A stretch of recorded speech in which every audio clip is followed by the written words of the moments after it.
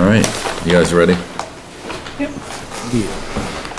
All set? All right, welcome to the Town of Acton Planning Board meeting for September 15th, 2022 at 6 p.m. I'll stand for the pledge. Pledge allegiance to the flag of the United States of America and to the republic for which it stands, one nation, under God, indivisible, with liberty and justice for all.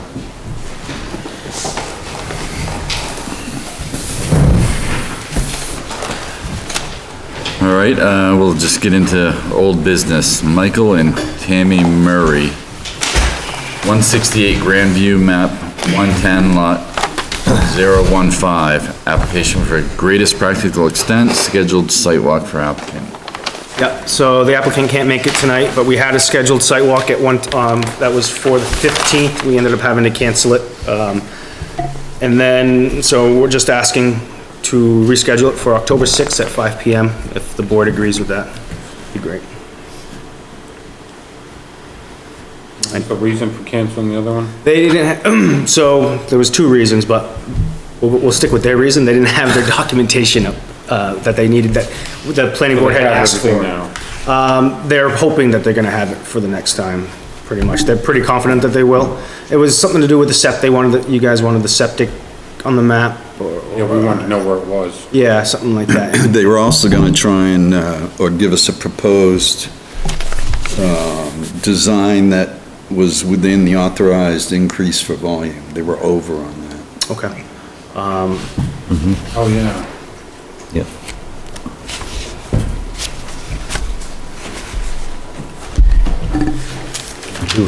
$273.8 cubic feet over. How many?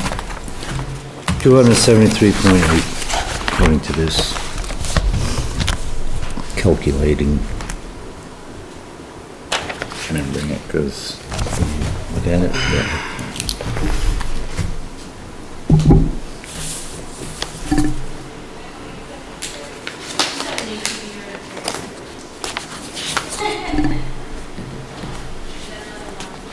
John, how much was it over by? 300?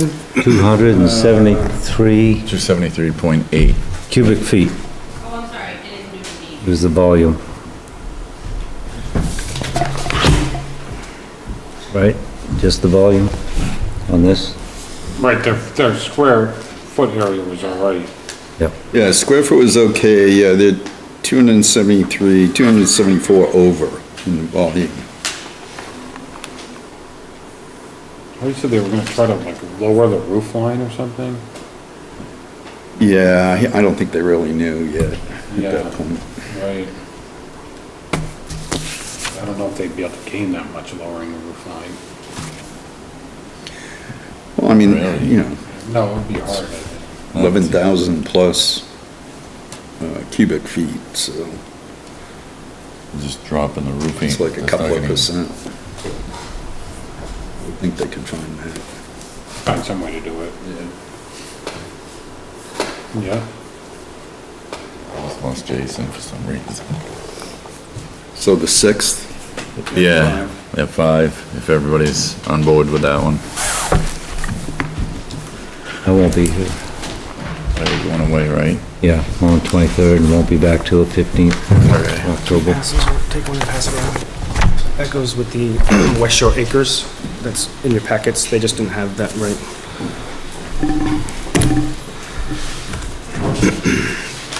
That's for West Shore Acres.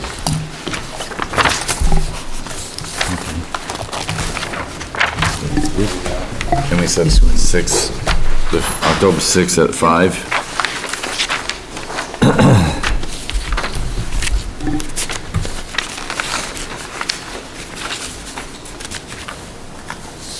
You guys are fine with that? Sure, I'll make a motion, we hold a site walk for Michael and Tammy Murray at 168 Grandview Road on October 6th at 5 p.m. Second? All in favor? 5-0. Thank you. Thanks.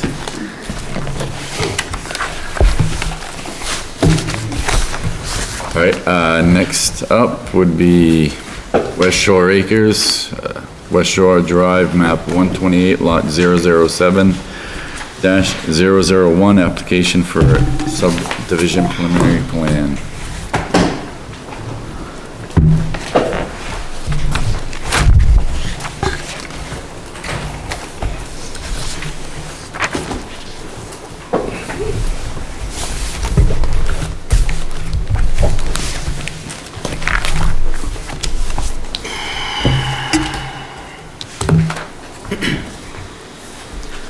Good evening, Joe Stanley with Line Pro Land Surveying, here representing the Matthews family over on West Shore Drive.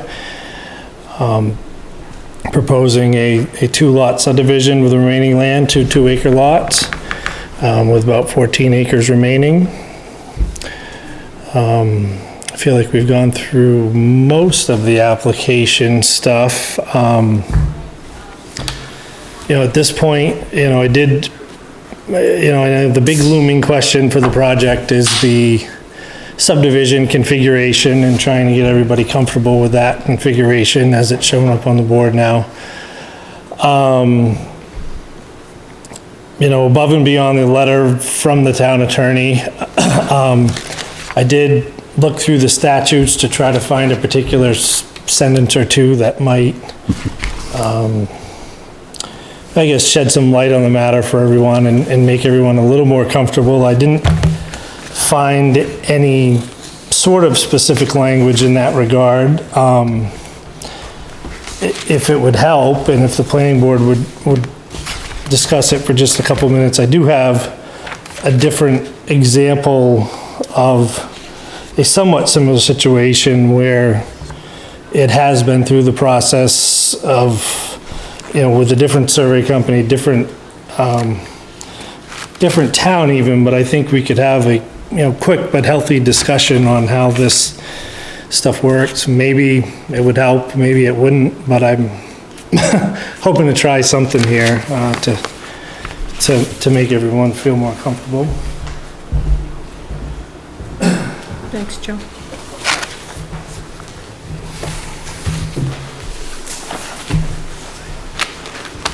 Thank you. Thank you.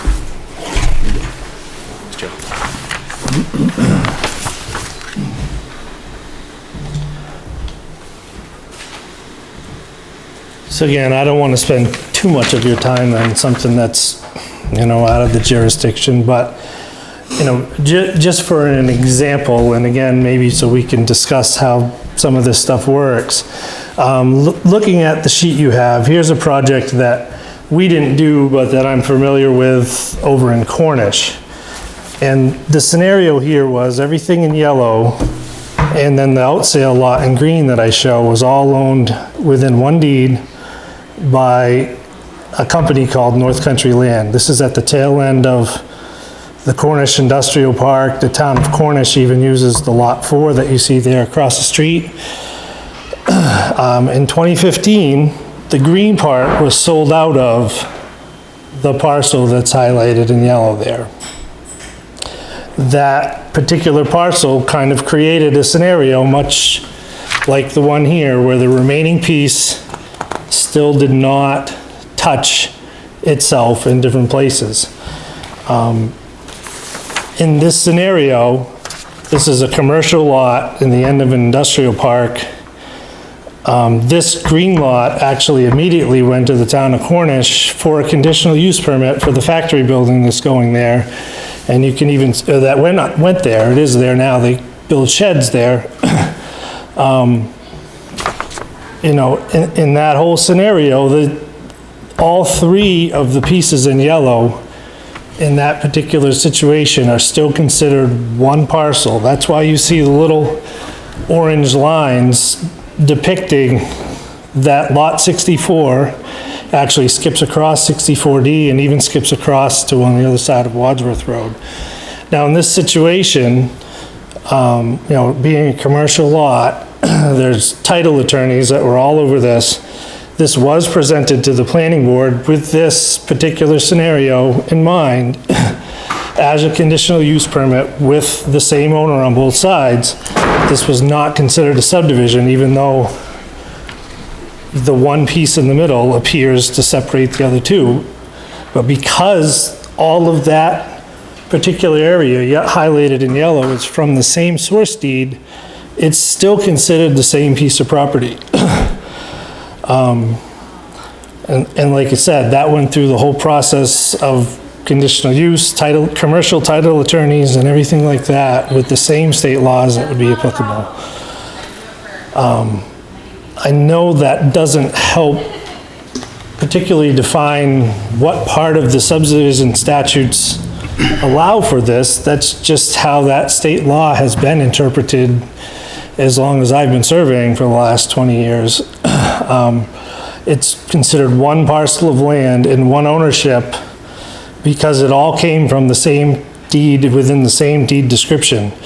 If this gentleman, who's one of my clients now, that owns lot 64, chose to sell that piece on the other side of Wadsworth Road and the other piece behind lot 64C within 5 years of each other, he would have to go to subdivision for that division because it's all the same piece of property being divided into 3 pieces, even though none of those 3 pieces currently touch.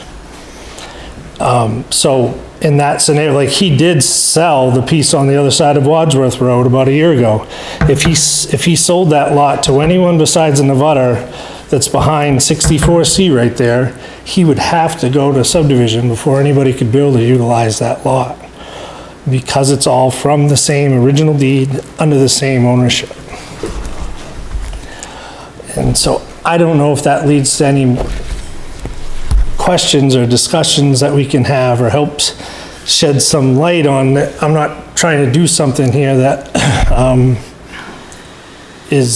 has never been done before. It's just maybe hasn't come in front of this board recently and you guys aren't familiar with that interpretation of the state statutes at this point.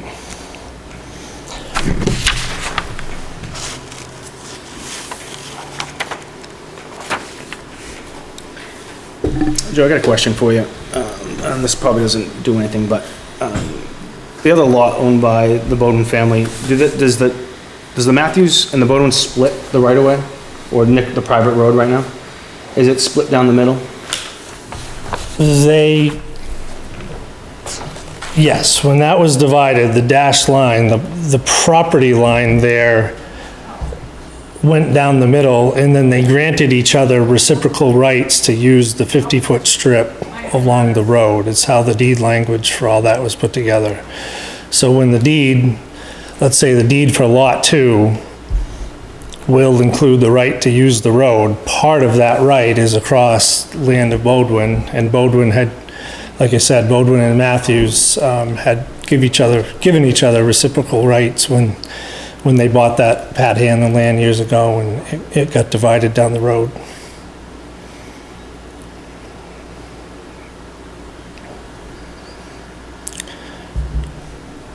Normally what we do, for the sake of not cluttering the plan with those dimensions and confusing a lot of people, is that deed will be written, the meets and bounds around the 2 acres you see, together with all right title and interest extending out to the center of the road, to paraphrase.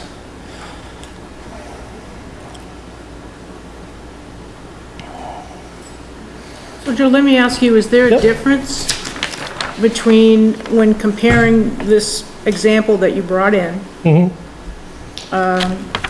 It says 59.62 acres, and they split out a 15-acre piece that they sold. This was not a subdivision, was it?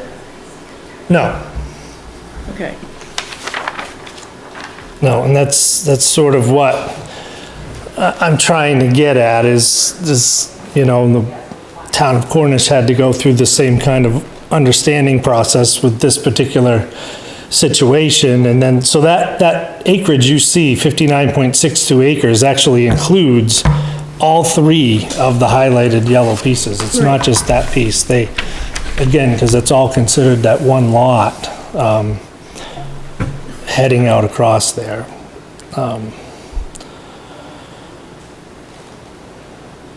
I think what I'm confused about, and I'll speak personally for myself, is that 2 acre piece, it's 2 acres, and that's the minimum lot size that you can have. So looking at that, it looks like this should be a 3-lot subdivision. Why, may I ask the question, why is it a 2? Honestly, the family just, that lot has, you're getting closer to the lake, you start to have views of the lake there, and they're purposely leaving it a little more challenging to be able to sell it at some point. They're hoping to keep that for a while, and that's a little bit of a deterrent, just, for sale purposes. I mean, really, there's enough frontage and acreage there to do 9 lots. We could have come in with all of them, but one of the family members sort of made promises to 2 people to these 2 particular lots in the overall concept, and those are the ones they're seeking approval on, while just wanting to keep and maintain the rest of it under one deed, under one tax bill. Is there a difference in the tax bill? Well, if they had 2 buildable lots instead of 1, they would get taxed more on that. If it was considered 2 different lots of record instead of 1 lot of record, they would get taxed more on the 2 lots. Well, we got 3 different owners once that's done, right? Correct. Okay.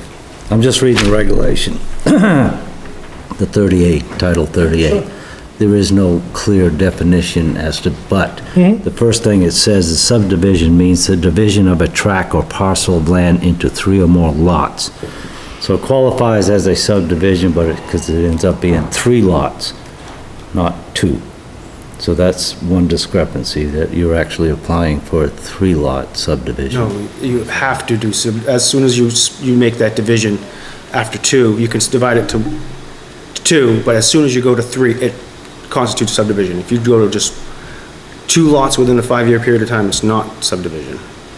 Once you go to that 3rd lot, it puts you into subdivision. So if he cut 3 lots out of this, He's already in He's in subdivision, right, yeah. okay. And he's in subdivision anyway, even if he was to cut 1 lot, because that was split 3 years ago.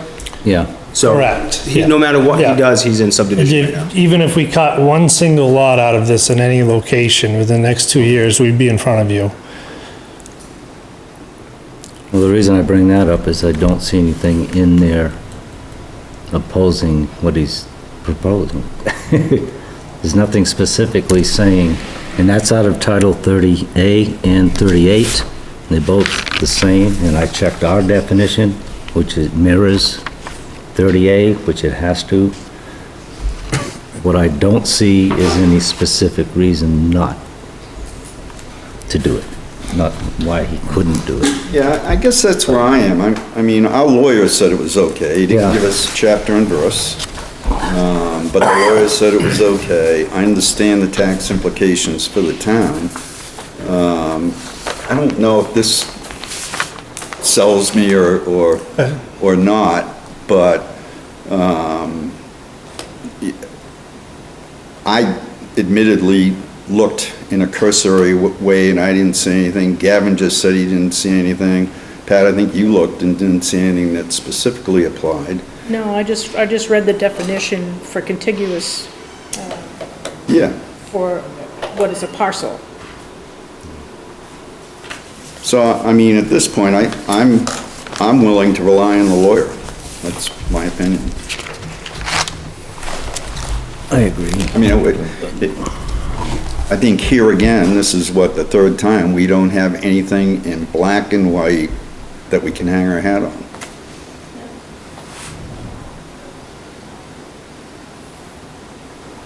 I agree with you. I think we've addressed the concern. We can't find anything going against it that specifically says no. So I agree that the lawyer, Did you ask the lawyer if he had a site in the law? I can read the exact email that I sent to him, and I sent this whole print to Follow-up one? I did not follow up on him. I did not. Okay, no, we heard. Honestly, I didn't find the need to, because, I sent him, I'll read the email to you guys again, and I sent him this print to review the print, and he just, all he said is that is a legal division. And you know the rest of it, how it went, whether you agree with what was said, I just pretty much said, just because you don't like the way it conforms or the way it's divided, doesn't mean it's not a legal division. But to answer your question, not to cut you off, Jason, in his original email, he did ask for a particular statute. I did ask for a statute. And it wasn't included in the reply, but he did, that is in his email request. You can understand our concern though. because Absolutely. The visual is, there's 4 lots there. You know, that's the visual, so that's kind of what got me going. And then after researching and listening to the lawyer and stuff like that, I don't see anything in there that would, No, it's not a surprise to me we're having the discussion at all. I told my client this was likely I'm sorry. to come up because I had to see it a few times as a surveyor before I got comfortable with it myself.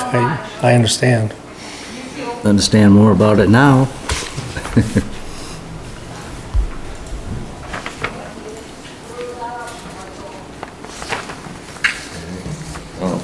I was fine with, you know, the lawyer said, they know more than I do, I can tell you that. We need a motion? Jason's gonna look for that email, or? It's not loading right now. I'm trying to get it to load, but it's not. That's all right.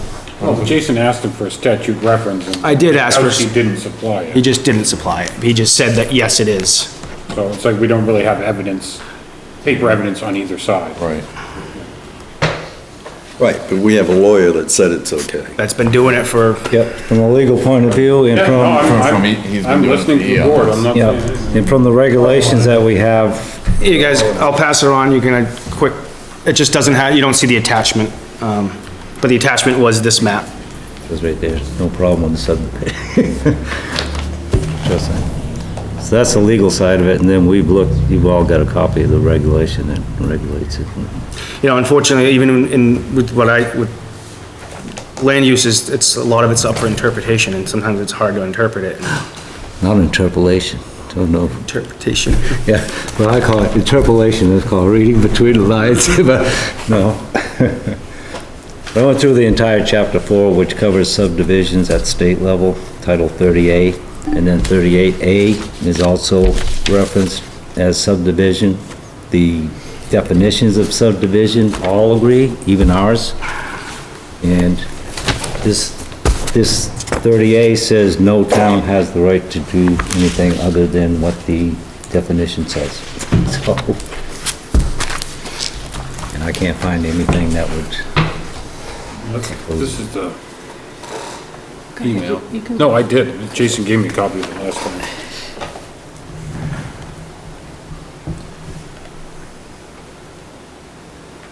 so with that said, I make a motion that we approve this. It's not, you don't approve it yet. You got a public hearing. Oh. Yeah, haven't- we have to go through the You might run statute. through the, final plan submissions. Pretty much, make sure we got everything. I think we do, right? I think first we run through the statutory requirements, right?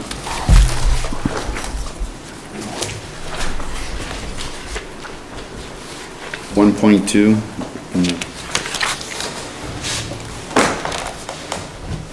You have the same book, but we have statutory requirements. I'm supposed to read. Reading. Yeah, right? It's the checklist for, I know it. subdivision. Yep.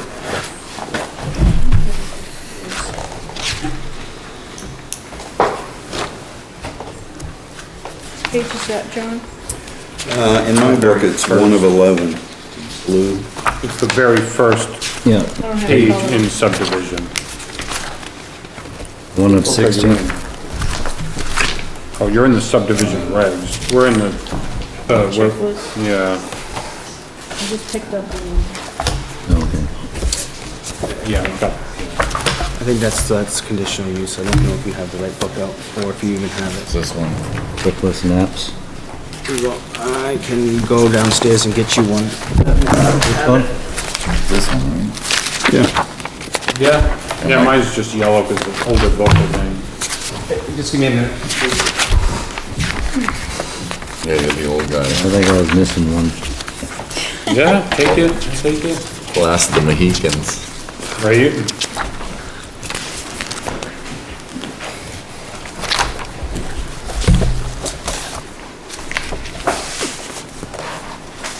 Yeah, it's all conditional use.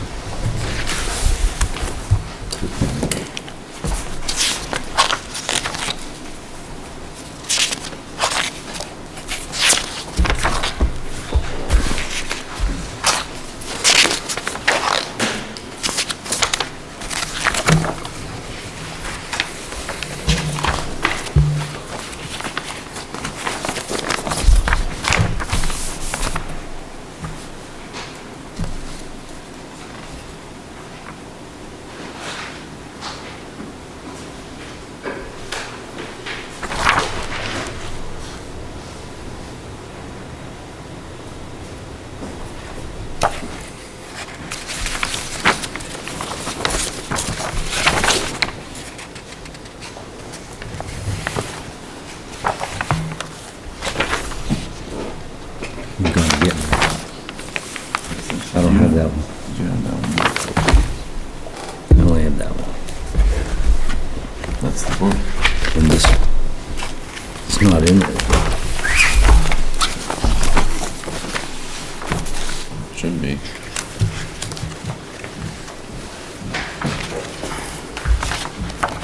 There it is. Thank you. Okay, Yeah, I'm good. This is lame. Yep.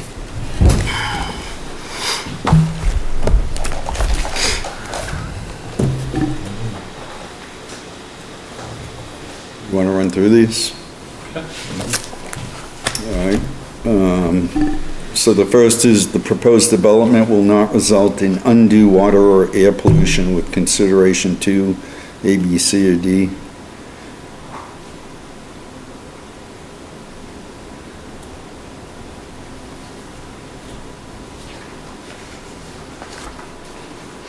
Yep, I think we got test pits on the 2 lots, right? Yep. So there's suitable soils, even though, no, we're not even talking about, Right. driveways or anything, right? Right. You don't have, locations of driveways picked out or anything? No, no, that would be left up to the future buyers. Yeah, yeah.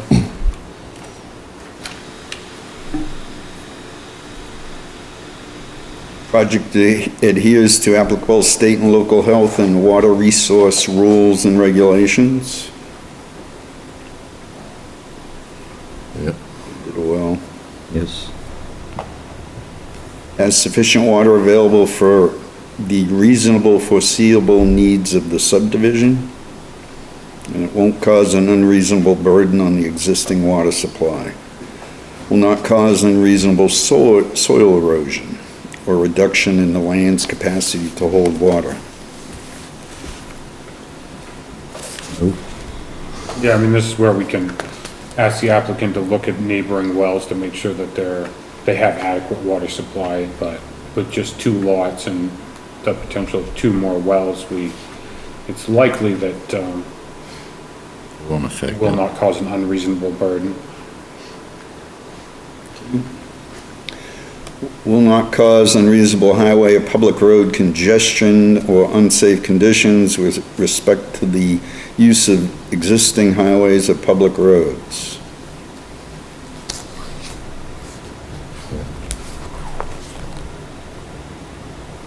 No roads provide for driveways or entrances onto state or state highway. Right, the Transportation Department has provided documentation indicating the driveways, it's kind of NA right now, right? Did you get an entrance permit? We have not.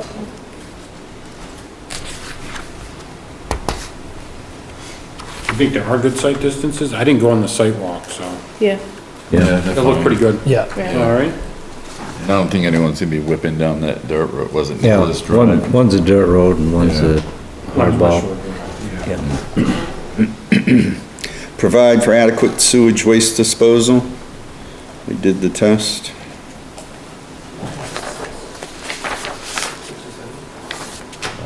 Five. Fine. Five. not cause unreasonable burden on the municipality's ability to dispose solid waste. Sets NA until we have a buyer, right? It'll be private septic. Yeah, We don't have a, yeah, now I moved on to the solid, the dump yeah, station. Will not, number 6, will not have an undue adverse effect on scenic, natural beauty, aesthetics, historic sites, wildlife habitat, rare and irreplaceable natural areas, public rights for physical or visual access to the shoreline.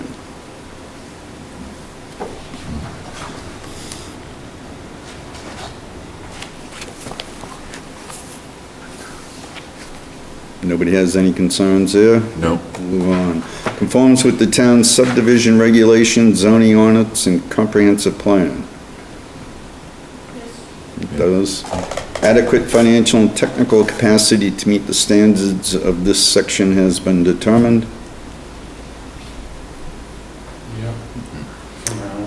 Yeah, will not adversely affect the quality of a body of water or unreasonably affect the shoreline of a body of water. No. A combined lot shore frontage and setback from the normal high water mark of 500 feet exists if the lots have frontage, that's NA, right?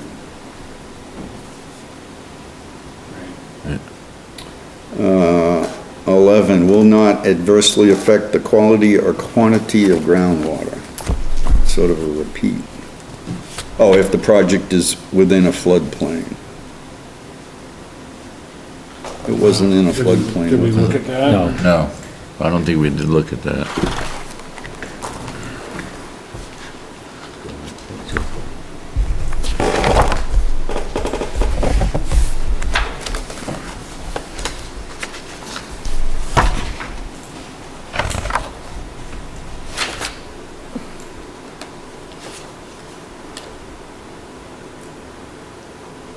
I think it's up high, right? Yeah. There's floodplain kind of across the street a little bit along the brook, but there's nothing on that side of the road that... But this is what happens to be in my office every time I'm trying to show a client something too, it isn't on. Right? So it's not in a floodplain. No, it shouldn't be, but I All can freshwater wait what? 10 minutes for it to load. But it is in the, Hold the coat hanger up in the air. it is in the Let Aquifer us through. Protection District. Part of it was. Say, It would have to be, yeah. Is that in blizzard conditions? Huh? Blizzard conditions, right? Yes. Yeah, white out, Jason, what time do they go home? 7. 7? Can I excuse myself for 5 minutes? I'm gonna see if I can... Yeah, can I see that book then? I'll look into that. Yeah, I missed this one too. What's the topic? Is it in the Aquifer Protection District? I would love to tell you, but I would have to venture a guess, yes. If I recall, when we were doing the one across the street, this side of the road had a fair amount of it. Okay. I don't think it's really gonna affect it too much, but. About it, I guess.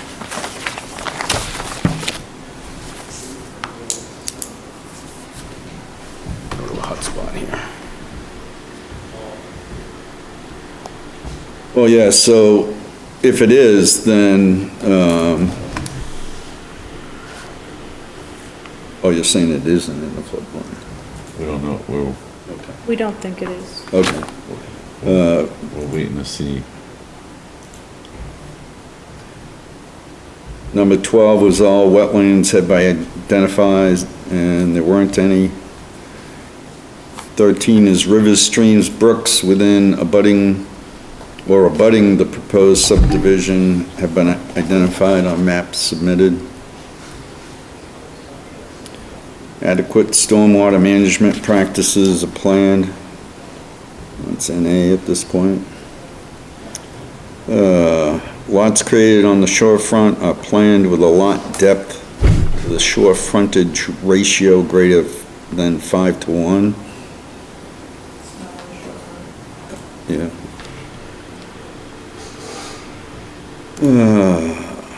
phosphorus concentration of a great pond is not unreasonably increased during construction.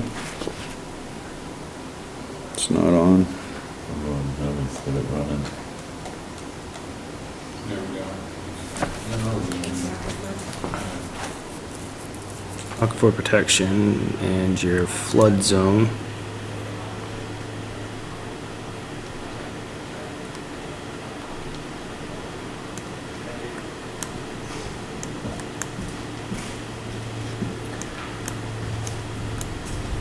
Shows nothing for a flood zone. Yeah, it wouldn't shock me if there were no map flood zones in that area. It's bunched down along like the Salmon Falls River and everything, but, you know, we never get a call for any of the camps on Square Pond even. There's no flood zone associated with the pond, even because of the dam. So you get the aquifer protection district, but no flood zone. Correct.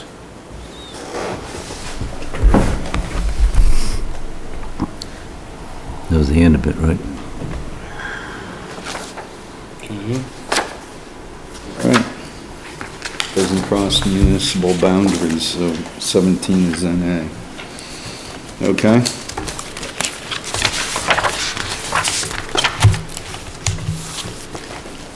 So does this one replace, I'll get you a new one. No. Jump to final. It's got just a bunch of Are there different stuff, so that's probably older. Conditions you want to ask for this before one's more on we jump to buildings. final on the preliminary? Yeah, let's figure it out. I'm sorry, John, what was that? Well, I'm just, we can treat this preliminary as final if we don't have any conditions or changes at this point. Right. You do, or you? No, I like that. I don't have any questions.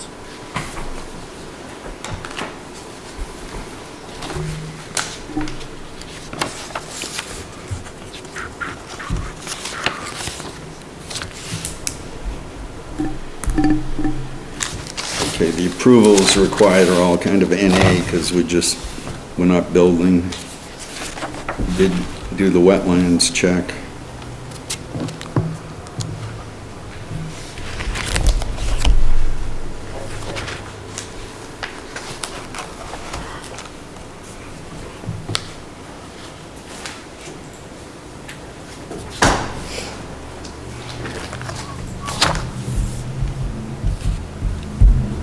Do we want them to indicate that it's gonna be a private well and a private septic on the plan, or do we not care? Because, mandatory submissions ask for those things.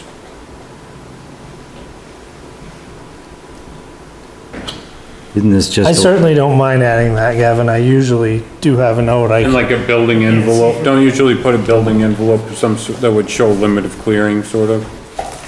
Yeah, we And then you'd can, put, and you'd throw those in that, yeah, that's fine. area. I don't mind adding that stuff. I don't know, it's just on the mandatory, I don't know. Yep, Yeah, that would help with a question I had on your note 13, Joe, about no restrictions are proposed in regards to clearing and/or tree cutting. yeah, no, that was, I don't like to handcuff a buyer who's paying good money for this sort of thing, but if there's a happy medium, if you want to see something there, we can definitely add some building areas, that sort of protect, let's say, half of each of those lots. Right, and then we're gonna put a 50-foot buffer, a wooded buffer along the road. Yep, I think we did that pretty regularly.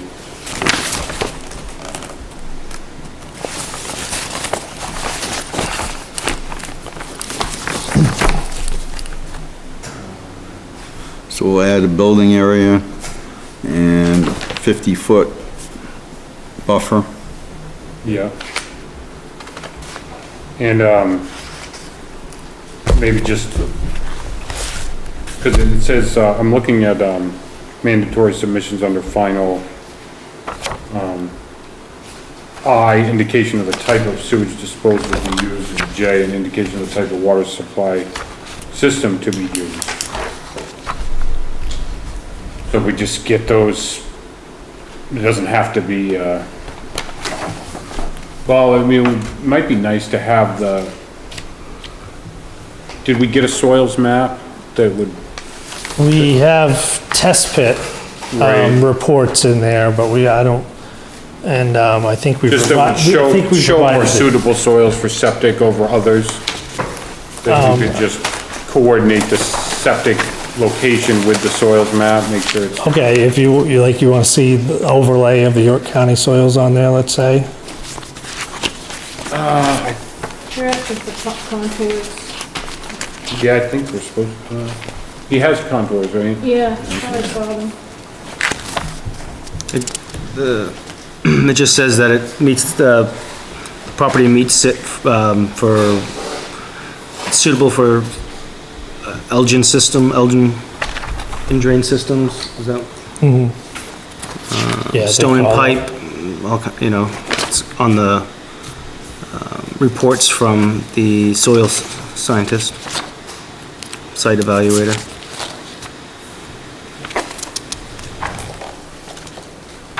Doesn't say what they are, just says suitable soils. Right, well, if the whole lot's the same soils, then we don't have to worry about it, but we don't know, right? Well, it would be in the report that you get from the site evaluator. Well, if Soils listed where the test the pits concern is, maybe I'm misinterpreting, but maybe not, any building permit that's pulled on either of these two lots will need a full septic design as part of their septic system, which would show the soils report in the exact location that septic is going. So that's usually how we deal with it, if I'm understanding you correctly, is we just try to show that there can be one put on there, but then during the building permit, they would do another test pit where the people actually want it and utilize it in the design. Is that I just wanted to make sure that the building envelope was gonna line up with the soils map. Okay, That's about it. I got you. I get where you're going with it now. I will, you're trying to make sure that the building envelope encompasses those soils that are best suited for septic? Is that a decent way to phrase it? Yeah, and where you plot it on there is a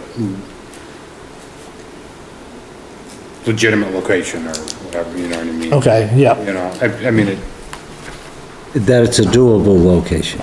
Yeah, well, those are the two sites on each lot that those environmentalists reviewed and said that one could go there. But, I will depict the soils on there in some fashion to help reiterate that the building envelopes that we're going to put on align with those yeah. favorable soils for septics.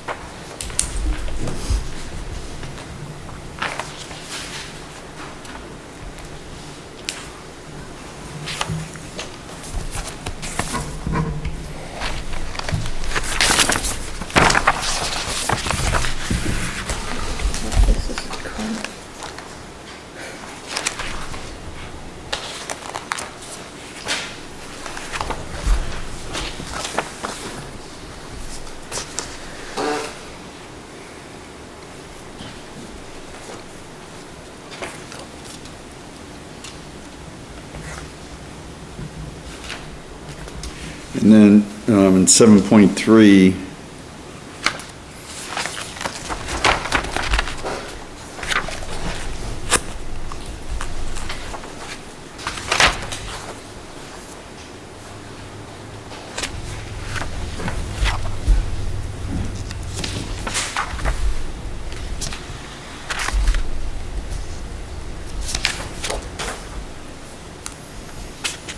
so in 7.3, for a final plan, there should be erosion, sedimentation plan, stormwater plan, phosphorus impact, long-term maintenance. That's all waiverable since they're not building is the way I read it.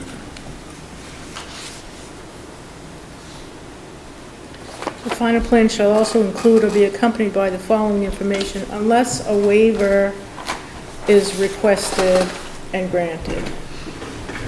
Are you requesting a waiver for those submissions? Yep, and I believe I listed some of that in the application page in the packet, but if I did not, I will certainly formally hand that to you guys. Yeah, generally, we ask for those waivers if we're not building a road or if we're not creating a bunch of impervious surface like a parking lot or something like that.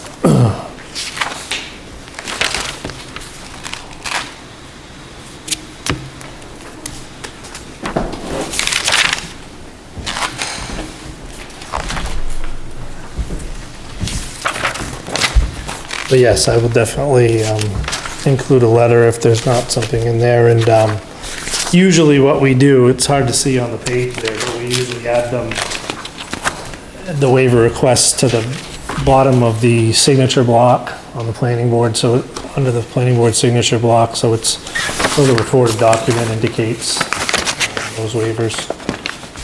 You didn't put it in there. Yeah. Okay. There's a spot, but they're not You wanna there. look at it quickly? No, I believe you. No, I don't know. I don't see it either. Yeah.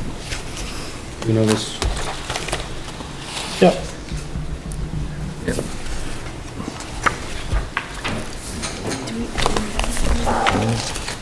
We did, but it, Yeah, we thought we should do it again because we didn't hold it at 6 as advertised. we were talking to another applicant for so long, kind of, the people waiting for it, left.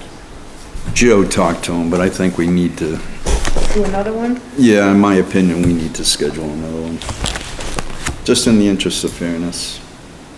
I mean, I know you talked to him. Yeah, no, and at that last meeting, my frustration was just that it was gonna push us 2 meetings out. I was hoping to get further by tonight, but at this point, we have plan revisions that need to be presented at that meeting anyways, so, assuming Jason has enough time to do one at the next do. meeting, it's no trouble on my end at this point to invite them back in to ask any questions.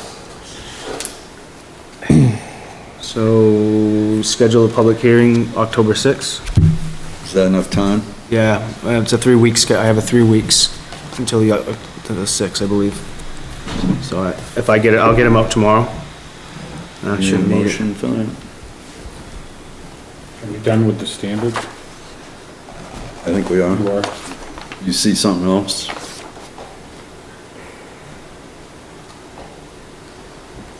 I think we can schedule the hearing, we just have to get those, I think we usually approve the waiver requests before we have the hearing, but other than that, I don't know. We'll schedule it. We already did once. Yeah. I mean, I don't think those waiver requests are controversial or in question. No. Well, I did have the question of whether or not we should put a note saying that the developments to occur on these parcels need to have erosion sedimentation control plan, a stormwater management plan, phosphorus impacts analysis.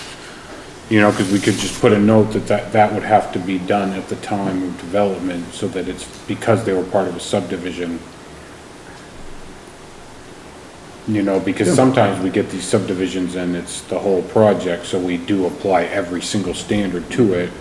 And then sometimes it gets broken up into multiple phases, so to speak.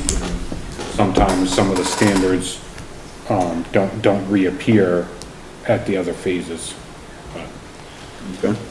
I don't think it's gonna hold us up on scheduling the hearing. No? If it would help at all with that, Gavin, and some of the subdivisions that even on Pat Stevens one there more recently, I did add notes reinforcing that, you know, any construction must have, utilize the main DEP best management practices, and I had kind of like that erosion control detail showing the silt fences and things. I certainly can add that information to this plan if it would add some level of comfort. That's think that would be good in there Yeah, to catch. Another in note case, tag. You know, something else, Yeah, I mean, it's more for the next applicant. to almost. make sure it's in there. Yeah, to make sure they know that since they were part of a subdivision, there are a few more hoops that they have to, pass through. Yeah, it's good that they know that up front Yeah. before they purchase or build or buy or. so a note addressing those four, plans and analyses, Joe. Erosion, sedimentation, stormwater management, phosphorus impact analysis and control plan, and long-term maintenance plan for all phosphorus control measures. So the notes that I've proposed would, you know, again, those are items that are sort of in the waiver section, but the notes would address the first two things you, had mentioned, but, you know, we don't typically in this do any sort of phosphorus review on this small of a project. You know, a lot of what generates phosphorus is giant fertilized lawns, which I think you're addressing some by asking for, you know, the building sites and the clearing sites to only be half of the lot instead of all of it, you know? Yeah. So I do think you're addressing phosphorus in that way, but I guess I don't see a good way for my note to address that topic specifically above and beyond the areas not to be cleared and the buffers that we're going to leave.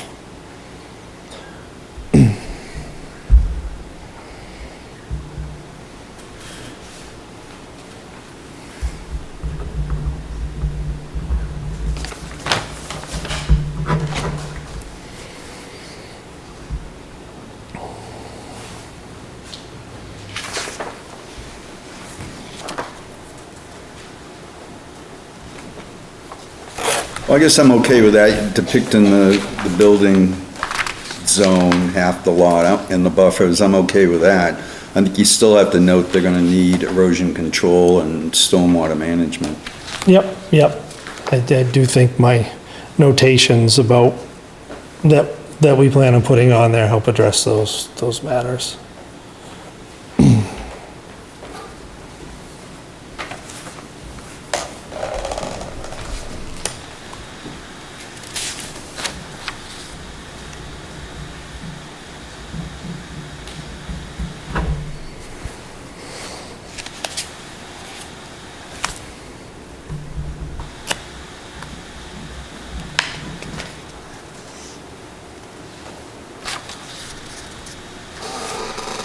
So it says, under forest cover, no restrictions are proposed at the bottom, in regard 13. to clearing and or tree cutting.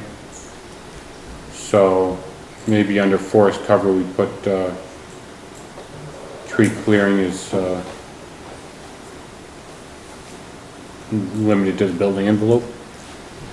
Right, or I will You depict gotta it. just change 13 a little bit too. Absolutely, yes, that's, 13 was my answer to that thing. It said, ask, you know, what are proposed for restrictions? I was proposing none, so we would revise that to, I think, for the landowners to understand it the best, I should actually depict an area that looks sort of like a building envelope, but it would be a Where you would clearing build. area. Yeah. We did it like on Billy Plant's Plantation Way. I remember we did it on that one. We had areas they could build and areas they couldn't. And I was a little concerned with that, because how do we get it to carry over to the new owner properly? I mean, I want to get it on the plan, Right. but what more can we do to help the new owner understand that we want to have that 10 feet of trees between the property lines and things like that? Yeah. Like in that particular instance that you're talking about, being a cluster, we were, you know, we thought it would be nice to have a vegetated buffer along the property lines and, on a certain percentage of the lot. And, it's, how do we how do we keep that in place throughout the lifetime of the project, so to speak? Yeah, I've run across trying to strategize this before a bunch with different types of restrictions with the Sanford Planning Board, and it's tough, as long as, let's say, as long as he's here even, he would know to enforce it, but you get a couple code enforcement officers down the line, these lots are 10 years old, how, does that information get lost or not?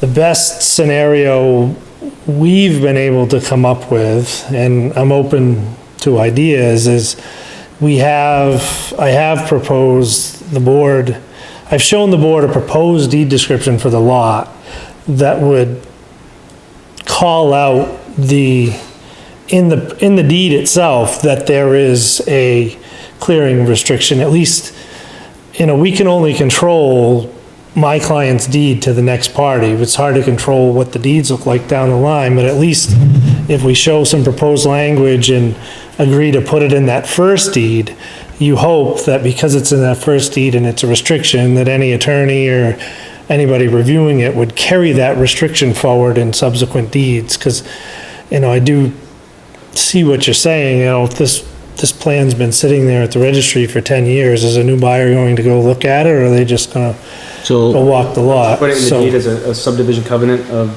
Well, I didn't have, Well- there's a lot of, or is it not a covenant? Well, we would put kind of a light item, 2 or 3 what you're talking about. sentences that just said, there exists a clearing restriction on this lot. Please see plan dated this, titled this, that, will be It recorded. would specify what happens with this. Right, it would at least that way alert a future owner, or if a future code enforcement officer was reading their deed even, it would go, okay, at least it's noted somewhere besides just the plan. So we have, Well, I see that, If you noted on the deed Yeah. that, because I have, in order to get a growth permit or a building, I have to review their deed, it's a required item. that seems to be the biggest issue with the ones I've seen, that reference to the original document is what clears up a lot of misunderstanding on years and years of deed passages and things. The original document sets the standard. yeah, 'Cause I ran into that with a friend of mine, had the same problem, because it'd been 75 years ago. Well, the original document states this, and along the line, it got changed. So, and it all did revert back to the original document. So, that's a good point, if there's some way But no new deed will be created until the lot's sold, correct? correct. So we need to put some sort of, Catch clause, something. something on there that initiates it being put on the new deed. Yeah, and I mean, how we've dealt with it in the past is I've submitted a sample deed, what all the language for the 2 lots would look like, that it contains the language that you guys could read, and then we've put it as a condition of the approval that the deeds out of my client, the deeds we can control, will include the wording that you all have reviewed. So you can supply those Yeah, for whenever it is, October 6th? yeah, And it would include the 50-foot buffer in the front and the, yep, we can make reference to both of those things. Check with her tomorrow. Check with Jen tomorrow. trying to get.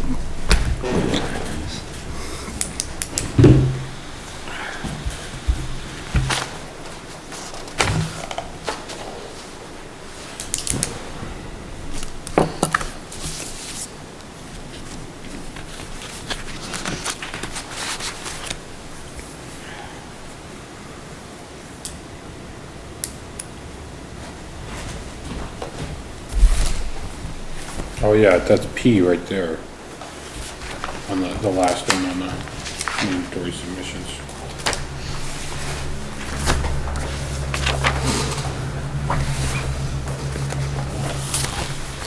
Page before that. The same thing. Oh God, even one. Find a number, not what. No, why not? Yeah, right here, copy of any proposed deed restrictions intended to cover. Elaborate.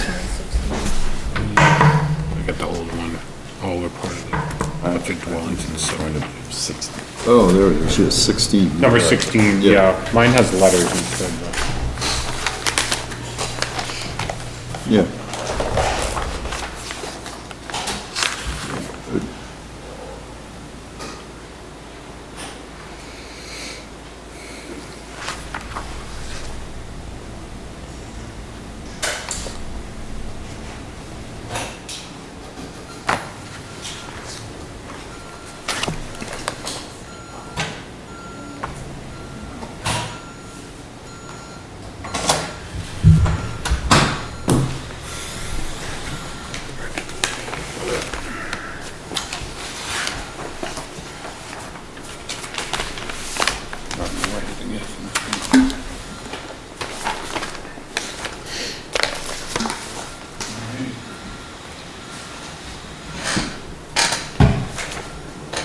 Motion? Hearing. I move that we schedule a public hearing for the West Shore Acres, application for subdivision plan, at West Shore Drive, map 128, lot 007, tac 001, on 6 October You done? at 6, did we already schedule? We have a sidewalk at 5. Oh, yeah, at 6 PM. So we'll do that first. Right. Okay. Yeah. Good. Second? All in favor? All opposed? No. And you'll bring the plan with the changes? Absolutely, yep. Do you have good notes on that, or do you need me to, Nope. send you an email? I've got it. No, I'll be able to tune in the video at some point.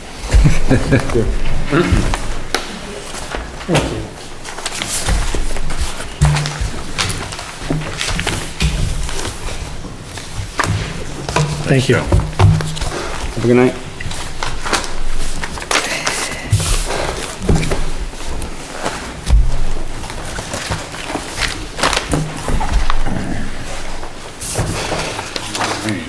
All right, next up is Camp East Shore Drive, LLC, 14 East Shore Drive, 147-048, application for conditional use for Camp Cadere, East Shore Cadere.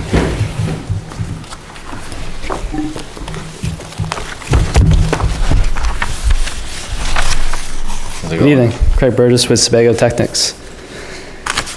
So,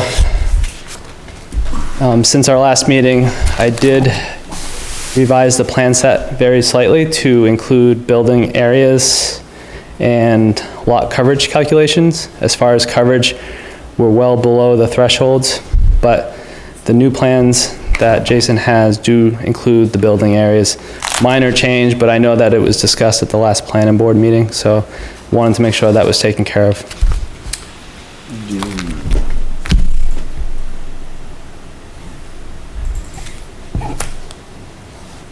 Apologize, guys, I didn't print them up for So, you.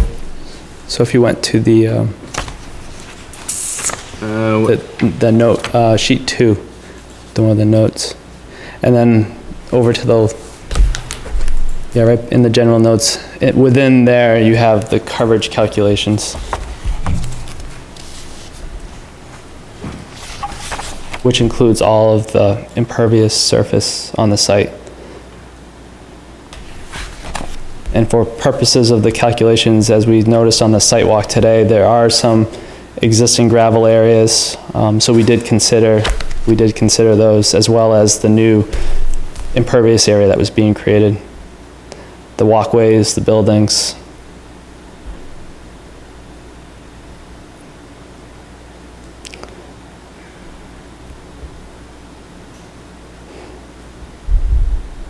I think the site walk went good. I think the board members noticed that we really tried to make use of existing areas that have been cleared for trees. So we tried to really pay close attention to where new structures were being added to try to fit those within areas that are being cleared. I think this project lends itself to very minimal clearing. It's probably one of the better uses for this site, as a lot of neighbors might attest to. I think a lot of the neighbors are are pleased that this project is coming. It only has the best intentions to minimize disturbance on the site. So there will be some tree clearing, as I pointed out during the site walk, for the buildings, and then creation of that one ADA walkway that you're looking at on the screen here to the right-hand side. Any way we could combine the ADA walkway with the paved path, so to speak, make them just one hard route instead of two routes? Well, the problem with that is the ADA path that you see that goes up through, that's the only ADA accessible route to get to the cabins at the top of what I'm gonna call the hill.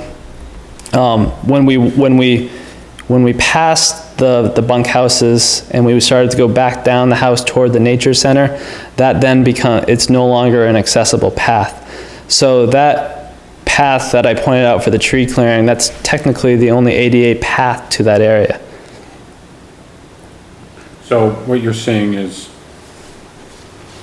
somebody could go from the, on the bottom part of the screen, what do they call it, the patio or something? Yeah, So that is ADA accessible? yeah, that will all be ADA accessible. And I thought about it Get you, I guess I can't see the far right hand. That'll get you from the parking area to the dining hall? yes. Okay. Now, and are all the cabins gonna propose to be ADA accessible or just some of them? They will all be ADA accessible. So the entry to the cabins will be set low so that they're almost sitting almost flush, and then we would kind of like shim it with gravel to provide an easy access into those cabins. Yeah. And then, of course, there would be tree clearing to create the 3 disposal systems. But a lot of that is outside the shoreline zone. We did really make an effort to minimize the tree clearing. I thought about it after the site walk about the paved walkway. In my opinion, I think that having it be paved might be less detrimental to the waterway, only because up above that paved walkway, you have a slope with runoff coming down. And if we were to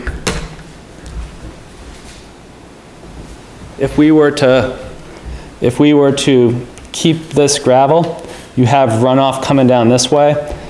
And the runoff, as it's designed now, will just run right across the pavement. But if we were to make that gravel, then you have runoff traveling across gravel, and it could lead to just a lot more maintenance. So the paved walkway is a lot easier to maintain. It will likely lead to less sediment transport with that runoff going across it. So a gravel, it might lead to more tree clearing to create some ditching and culverts to minimize the effects of runoff traveling across that walkway. The walkway itself is only 5 feet wide. There's a lot of buffer area on the downstream side that will be able to provide any water quality from that narrow strip of pavement. So we don't believe that it will cause any detrimental impact on Loon Pond and any erosion as it's designed.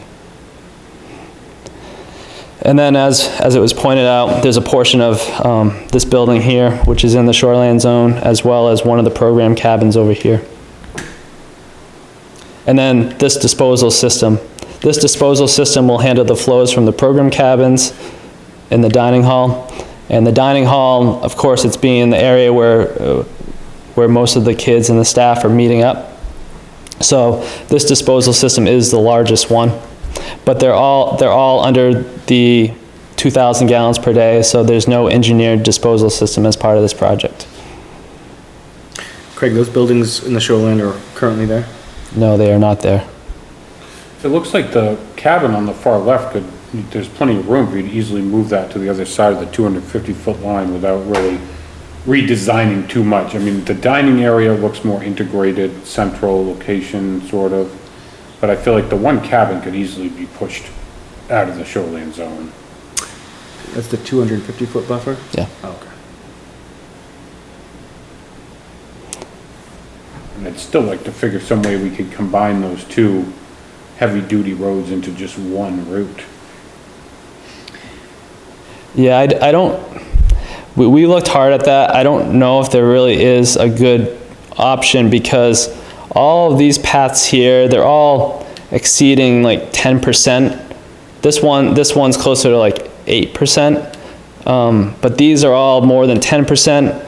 So, and then we're traversing the contour of the land here, and then we went diagonal with it to try to keep it below that 5% ADA accessible slope. So if we were to try to come from this direction, that it exceeds that slope, that 5%. So for ADA accessibility, you really want to have a 5% slope or less, which, as the board members saw at the site, it is, you're going up as you go away from Loon Pond. So can I ask a question? Where will your campers who have limited accessibility not be able to go within the camp? Can they get to the beach?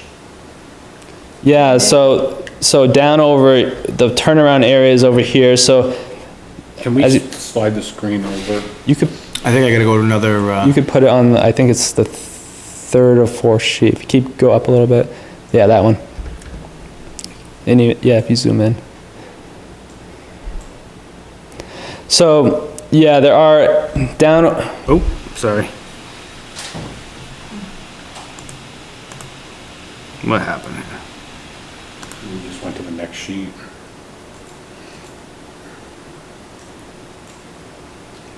First day. Yeah, So- beautiful. as the board members saw, when you're in this area, it's fairly flat, and then it starts to climb up in this route.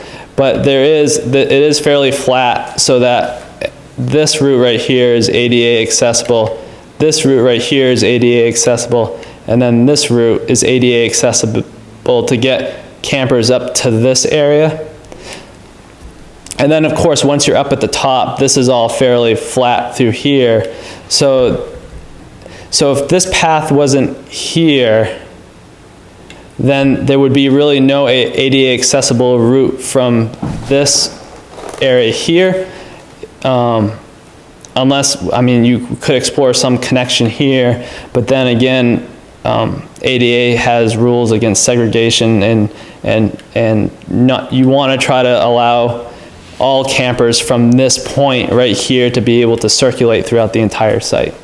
So that was really the intent of that one added walkway.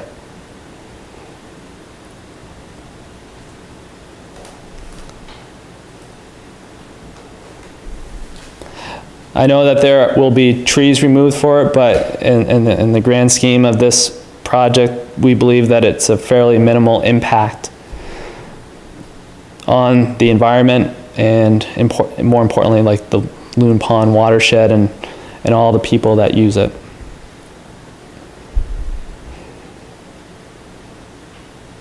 I heard it mentioned while we were on the walk, if there was a plan that had the existing vegetation and so forth. Do you have anything like that to overlay? Jason, if you went to the last, one of the last plans by Cornaposa. Yeah, I don't know if that one. Yeah, it would be that one.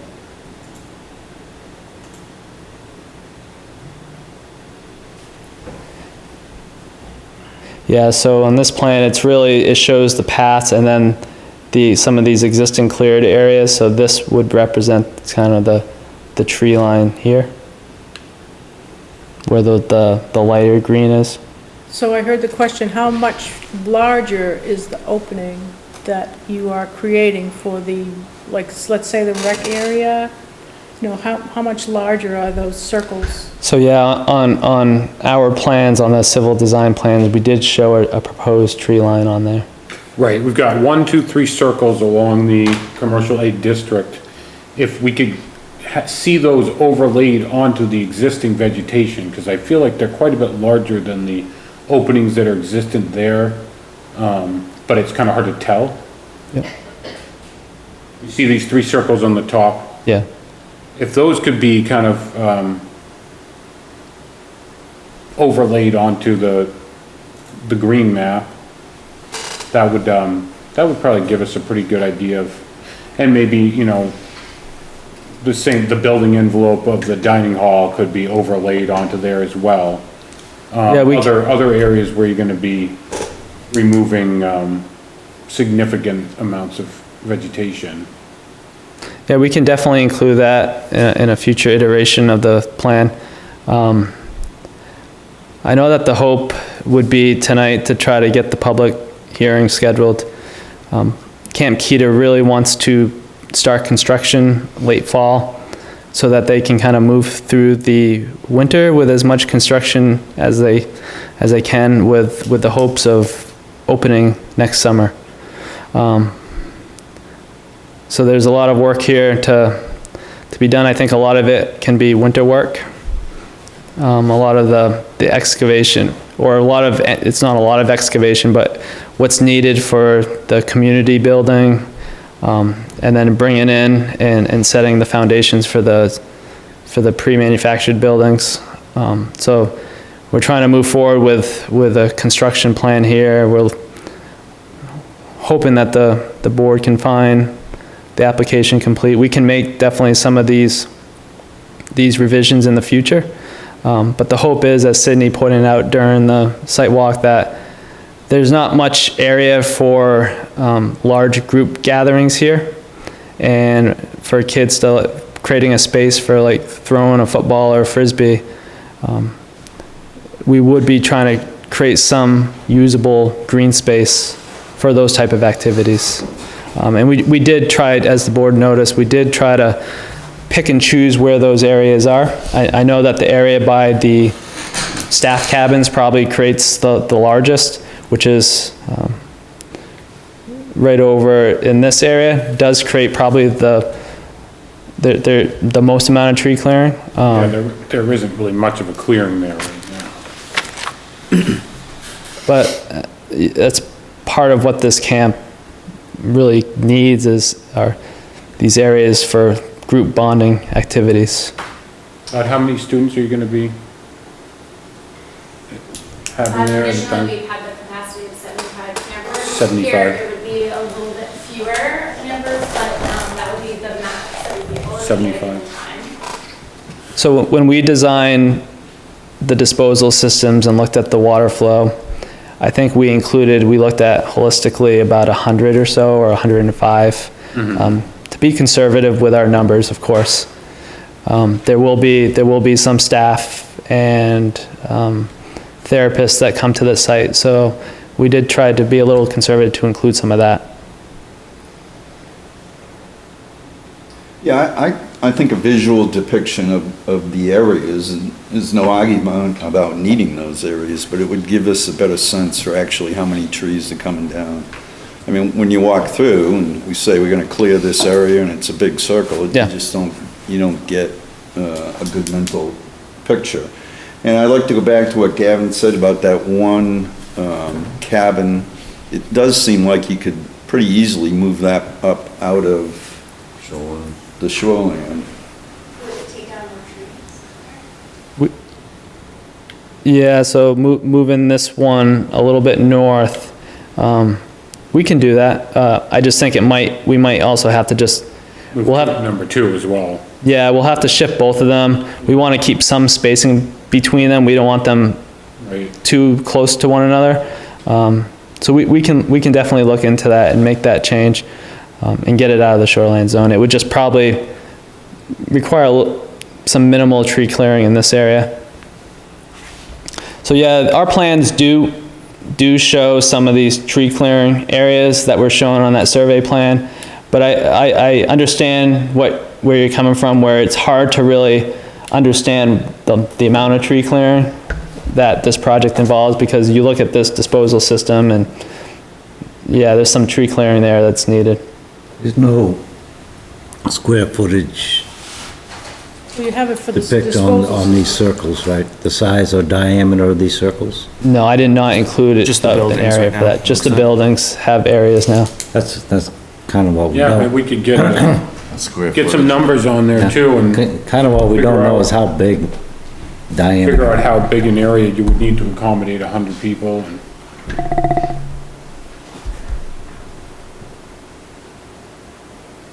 Depends on they look like how they're good probably their about throwing 100 arm feet is, across.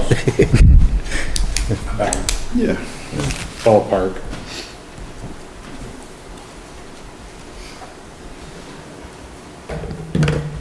So we can certainly add that to the plans. In terms of the dining hall, there's nothing there right now. What stops us from moving that thing back a little bit? What are you talking about? The dining hall deck, complex. Is there anything directly behind it that would prevent it sliding away from the lake? Well, when we're out there, there was a clearing in here. So it was really to minimize the amount of tree clearing. If we push it back a little bit, these slopes start to get steeper here. That's one of the buildings I would have liked to have seen flagged out on the ground because it was kind of unclear where the shoreline zone was, where the building itself went, you know, because maybe we could get some of those trees replanted and, you know, kind of in front of the thing in the cleared area that's in the shoreline zone now. So we can add notations to the plans to really minimize the tree clearing that's needed. Yeah, well, I'm just wondering why we can't push it back. This is one of the steeper slopes on the site, right here. Look at the contour lines, it's got to shove it right up the hill. Build back. That's an awful lot of movement of land. Walkway that's Yeah. in front of it. Well, the steeper the slope, the more digging they gotta do. It wasn't ridiculous in there. You know, the things that we look at in this town in terms of slopes, there was nothing crazy in there. Yeah, so the slope does flatten out a little bit in here with those trees were cleared and this zone right here and over here is really represents the steeper slopes on the site.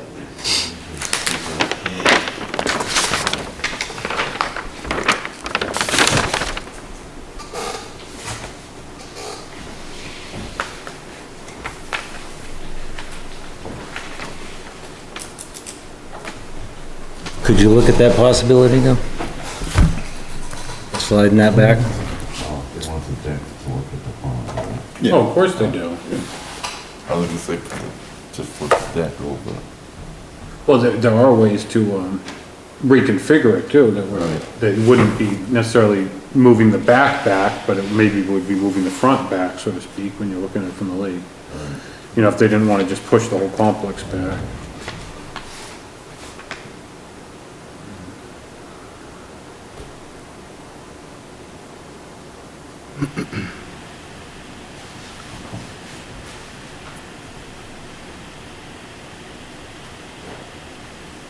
How far is that away from the water already?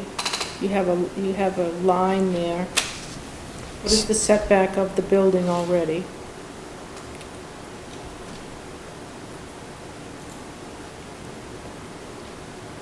It's within the shoreline, but Yeah, it's probably something like 200 feet.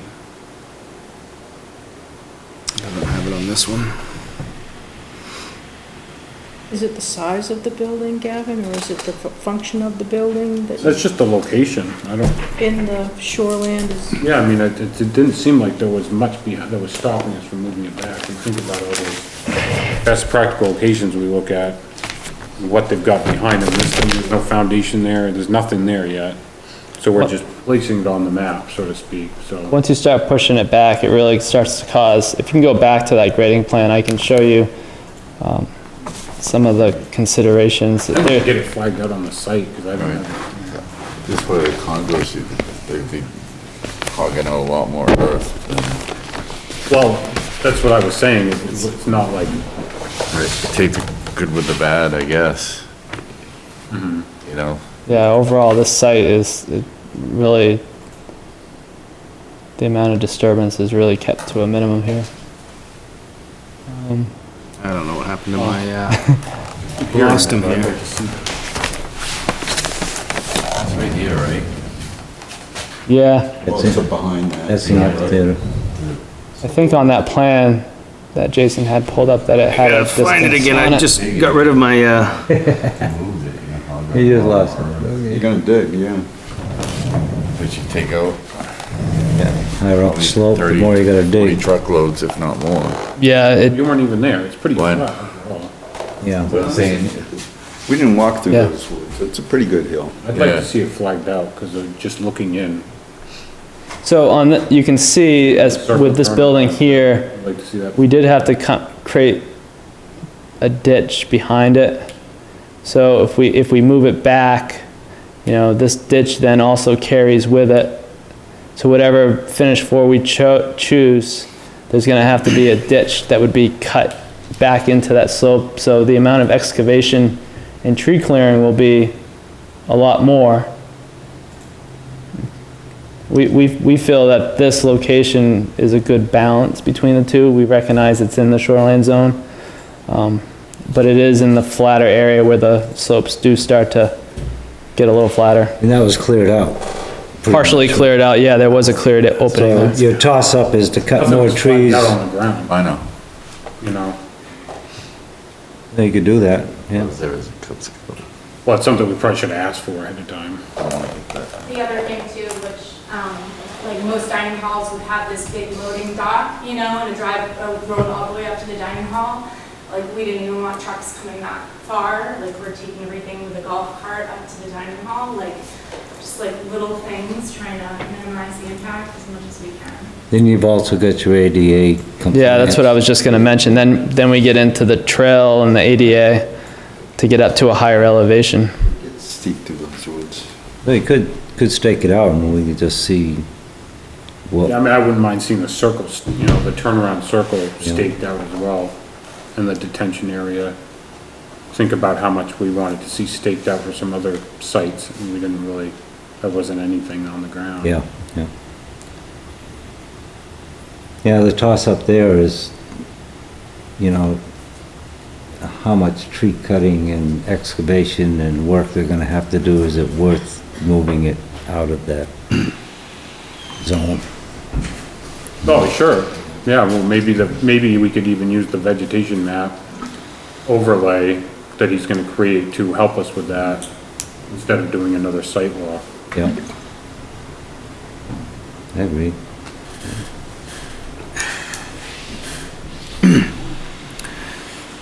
There seems to be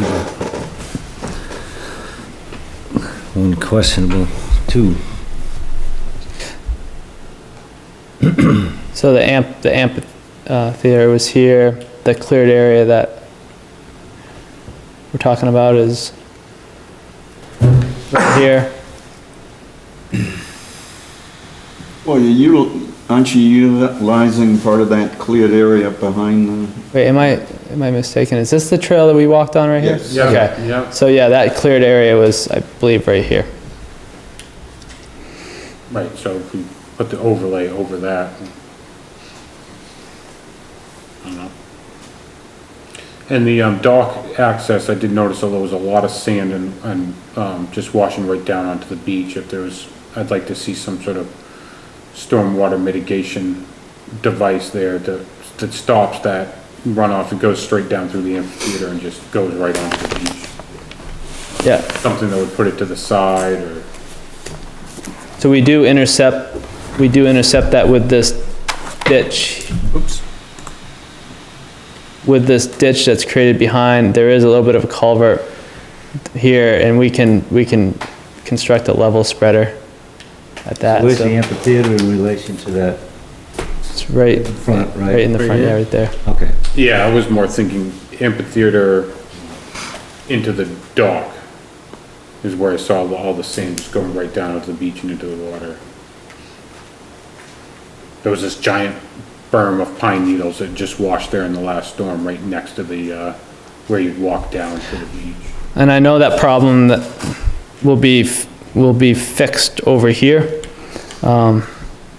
As we saw, a lot of that gravel washout and erosion A lot of that will be, that stormwater is gonna be redirected into this detention pond. Actually, Here. that access too is where the berms I pointed out, that's where they stopped. Right, of So, course. yeah, of course. that, Yeah, if even, you you know, could get even it, just that if you could get that berm where flow to people go have to, toward the berms on one side or both sides. It wouldn't be going. why right it's into the- washing through theirs, cause nothing stopped. Yeah, I think that there's a berm right over here, so this culvert here could be redirected with a level spreader up, right over here.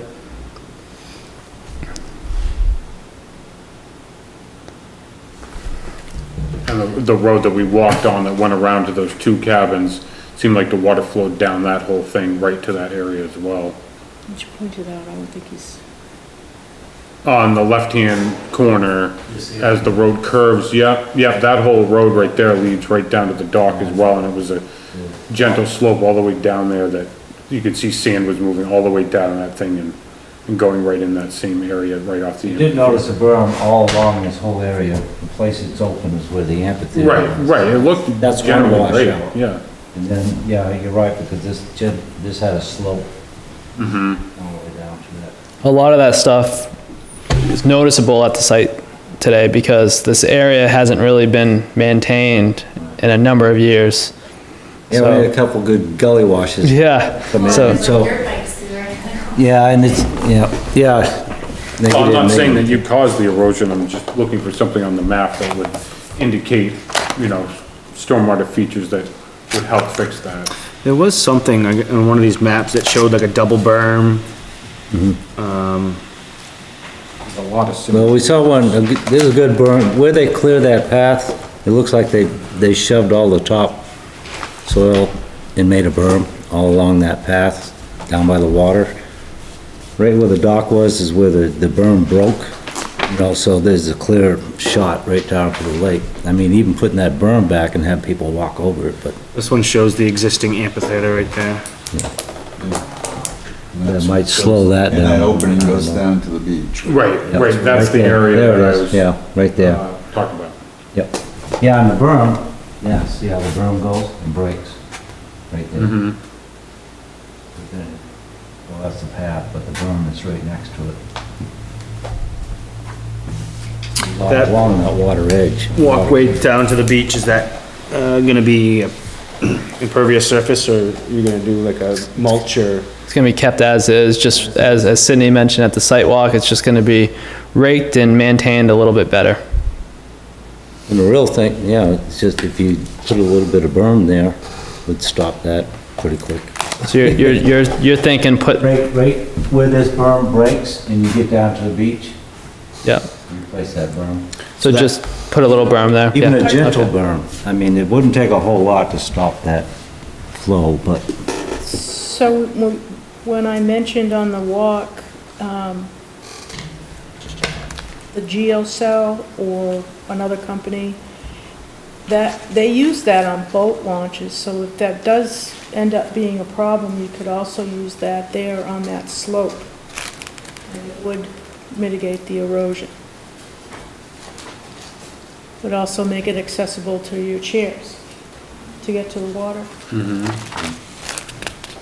That's probably cheaper than pervious pavers, I think. Yeah, it's, I mean, you could probably do the whole place, for what you're gonna spend on that paved area, from your drop-off area, that pavement place.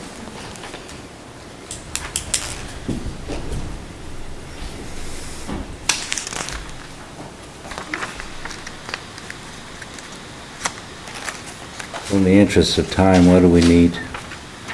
Well, we have to go through the, either review the conditions to, So it's complete? yeah, or see what else we need. We've got to at least review the conditions. We're supposed to make a finding that's complete before we schedule the hearing, but I'm not sure everything is on there that we want to see, but maybe we can figure out if there's anything else.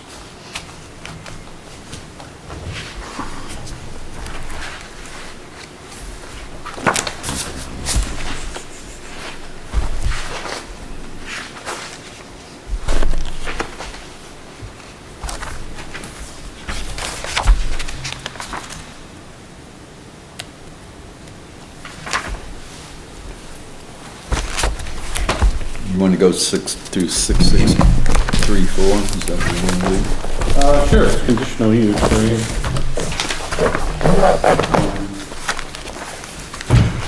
I don't know if there's any other sections that pertain directly to this sort of use that we could look at first.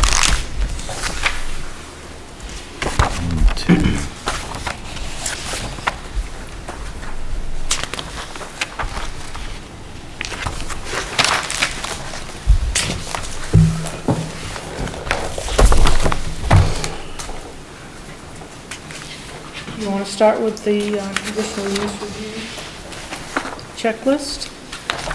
4.3? Yeah, we might as well, go through that. So shoreland district, conditional uses, the proposed use is stated on the land use chart, sections 2.7 is conditional use. Conditions of permit, the proposed project does not unreasonably interfere with existing recreational and navigational uses, nor unreasonably alter the scenic and aesthetic qualities, unreasonably interfere with or harm the natural environments of any lake, pond, tributary stream, or river, nor harm any fish or wildlife habitat, cause unreasonable soil erosion, nor lower the quality of any waters, unreasonably alter the natural flow or storage capacity of any water body, create or cause to be created unreasonable noise or traffic of any kind. Existing conditional use structure, if the uses existed prior to the effective date of the ordinance, the proposed use does not change the original use. The proposed use does not substantially expand or alter the original use, defined as an increase in area of 25% or more. New materials or processes not previously associated with existing use. And then, should I continue? Yeah, unless anybody has anything to I'm good so far. note with that. Okay, a signed application has been submitted. Plans presented for approval are drawn at the scale not smaller than 1 inch equals 50 feet. The following information has been provided unless waived by the planning board.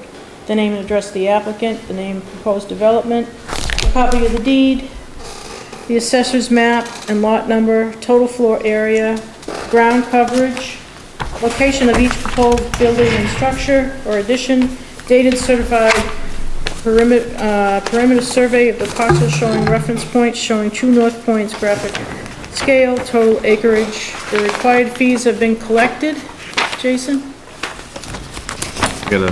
Independent consultants have been engaged if necessary to ensure compliance with all requirements of the ordinance.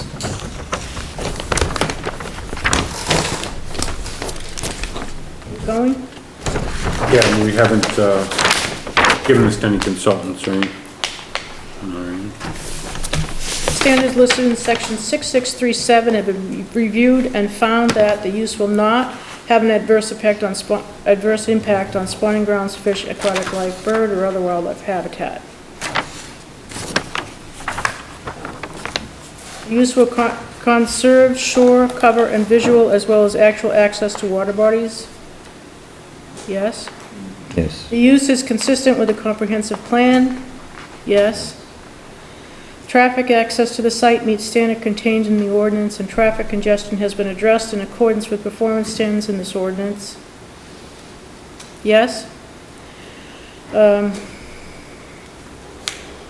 site design is in conformance with all municipal flood hazard protection regulations. Yes. Adequate provisions for the disposal of all wastewater and solid waste has been made. Yes. Adequate provision for transportation, storage, and disposal of any hazardous material has been made. Before you move on, the solid waste, I don't remember seeing anything about that. Is there a plan to use the transfer station or? Leach field. Yeah. Yeah. Oh, That's a good, yeah, whatever, advise, yeah, Usually a dumpster. a dumpster, yeah, we could probably rent a dumpster for the times that we're using it at full capacity, I think, but we probably need one. You'd want to put that location on the map, because Are you gonna, 'cause I'm unclear if people are gonna drive up to the dining hall or not. No, they're not. No. Or She not, said no. so the dumpster wouldn't be located at the dining hall where most of your waste would be generated. So that temporary dumpster, because this is the only area with vehicle access, it would have to Yeah. be somewhere over here, and this area is pretty well buffered from the road. It could very well sit right up over here, In the grass parking. yeah. And like Sydney said, it's not needed, we don't need a permanent dumpster on the site. It's so infrequently used that it's not needed. And then any other use, the infrequent use during the year would just be take in, take out. Should we say maybe that if they use it for more than X number of months or days per year, that they do get a permanent dumpster, or is that overkill? I don't think Well, it's 3 weeks max, a year. At this time, yeah. So if they're there for more than 3 weeks, we wanna have a permanent dumpster? I think she said that they're gonna have Give one. them a little They'll- more leeway than that. No, I don't think we should say that. I think articulating somewhere in the plan that they'll have a temporary dumpster when they have residents, which is 3 weeks a year, While they have residents. where they have residents. Okay, so that would be the key phrase. I think so, yeah. I mean, I think I heard earlier, maybe a family or two might use it on a weekend. We just heard bring it, carry in, carry out for that sort of situation. But when, there's residents, I think that's the time it'll be generated. And so we should ask them to have a temporary dumpster then. Okay. And since it's only 3 weeks, I don't think we need to make it permanent. Sure, but we should make a note of some sort. Yeah, that should be noted in the plan. Good point. A stormwater drainage system capable of handling a 25-year storm without adverse impact on adjacent properties has been designed. Seems like most of your stormwater focus has been on the turnaround. Do you have a plan for the full site? Yes. Yeah, we put together a full drainage study for the entire site. Yep.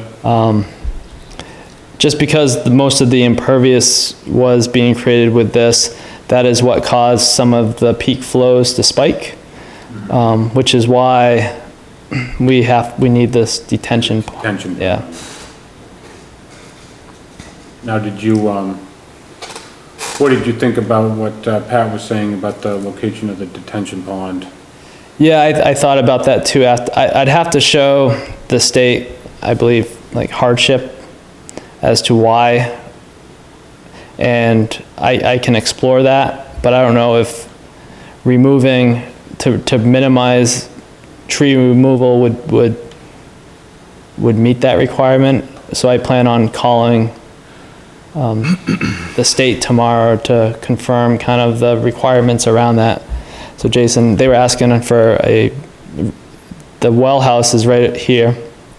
And this was designed to be 100 feet from that well house as it's either a recommendation or a standard. It was in the main DEP language that I found. So we shifted that detention pond. If you remember, the first plan set that we had showed the detention pond over here, and we redesigned it to be at least 100 feet from that well. So you gotta ask for permission to open up that area, or just because it's a... So it was asked if we could move it closer to like right here, because it would require less tree removal. So I can certainly explore if that's an option. What are the measurements on the detention pond? Approximately? That's the size of the parking lot. I believe it was like, I know, it looks pretty big on the map. yeah. I wish it wasn't that big, trust me. No, Sydney doesn't want it, she doesn't want to see that thing either, Can but you make it long? unfortunately, that's the size that we needed to meet the various peak flow numbers. Like a moat, a little castle? Okay. Adequate provisions to control soil erosion and sedimentation have been made? Yes. Is adequate water supply to meet the demands of proposed use for fire protection purposes? I got a whole lake. The provisions for buffer strips and on-site landscaping provide adequate protection to neighboring properties from detrimental features for the development, such as noise, glare, fumes, dust, odor, and the like. So it seemed like the only place that we saw where they were butted up on the neighbors was the, Nun compound. Yeah, that's why I asked the distance. And I think that's another thing, when you move that second Yeah. cab, I think you get a little further away. Oh, really? Right. Yeah, it would. Or maybe we could get some vegetation put up in the back there to Yeah, visually shield it. the trail goes right near their fence though, so, unless. There's not a lot of room, you're saying? Yeah, between the trail and the, Do they use that often? the nuns? Yeah. Yeah, yeah. Not that it matters, I was just curious. I don't think they have, I've never seen a bunch of them. You usually see one or two in the summer. You remember or maybe you don't know. No, he wasn't They had one on Mousom. Say again? Didn't they have another facility on Mousom, right on 109? Yeah, across from Holdsworth. Yeah. But they do use it. And they came to the public hearing about iron tails. Yeah, I mentioned at the planning board that I did reach out to them to confirm their well location so that I could verify that it was at least 100 feet away from the septic system here. And I did, when I talked to one of the nuns, they were using it. It was about a month and a half or so ago. So I know that it was used, and she was actually very happy that this project was coming.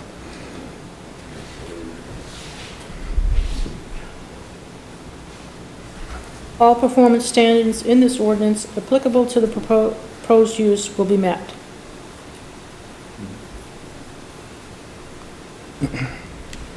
Archaeological and historic resources as designated in the comprehensive plan will be protected. Were there any? No, not as identified in the comprehensive plan. Not in our comp plan, no. So are you ready to do a public hearing? Have we accepted the application? I guess so, if we might want to come up with some of the, Yeah, things we want to see on the next plan, because that would be the one that would be complete or not. right. I think we should go through and list those things we've talked about. And that we would hold the hearing on the condition that those things were added to the plan. Are we looking for the hearing on the 6th, or we wanted to push it out to the, Well, it kind of depends on when they can get the paperwork ready too. I don't want to be presenting this thing to the public and then changing it. The 6th would be great. You tell me what's needed and I'll make it work. Let's go through what we talked about. So one of the things is the overlay of the cleared areas, the big recreation areas in the building. Yeah, like a more detailed vegetation plan that shows, an overlay like John was saying. And also I'd like to see on there, like any areas that you plan on planting trees. Revegetation areas. Maybe potentially along that side where you're close to the nuns area, and, maybe down by the dock entrance, and maybe some in this, the area we first walked through as we were approaching the water retention area. Seemed like, maybe there's some areas in the shoreline zone that you could revegetate. So that brings up a good point. So if we need to keep the detention pond there, we're taking out trees, we can always supplement that area that didn't have trees with some similar species. Well, I think you'd have That- to anyway, right? So it's like the point system in the shoreline zone, so you Yep. kind of end up having to do that anyway. Okay. But get that on the, any sort of revegetation areas on the map.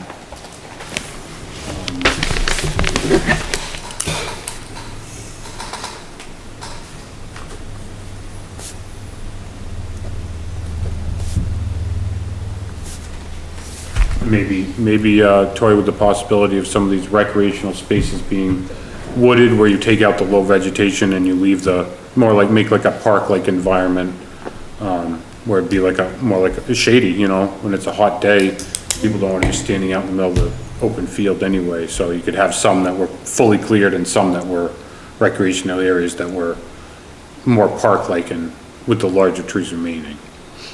You could toy with that idea. I think it would be a great thing to get on the plan, maybe designate one of the upper two as a wooded recreational space.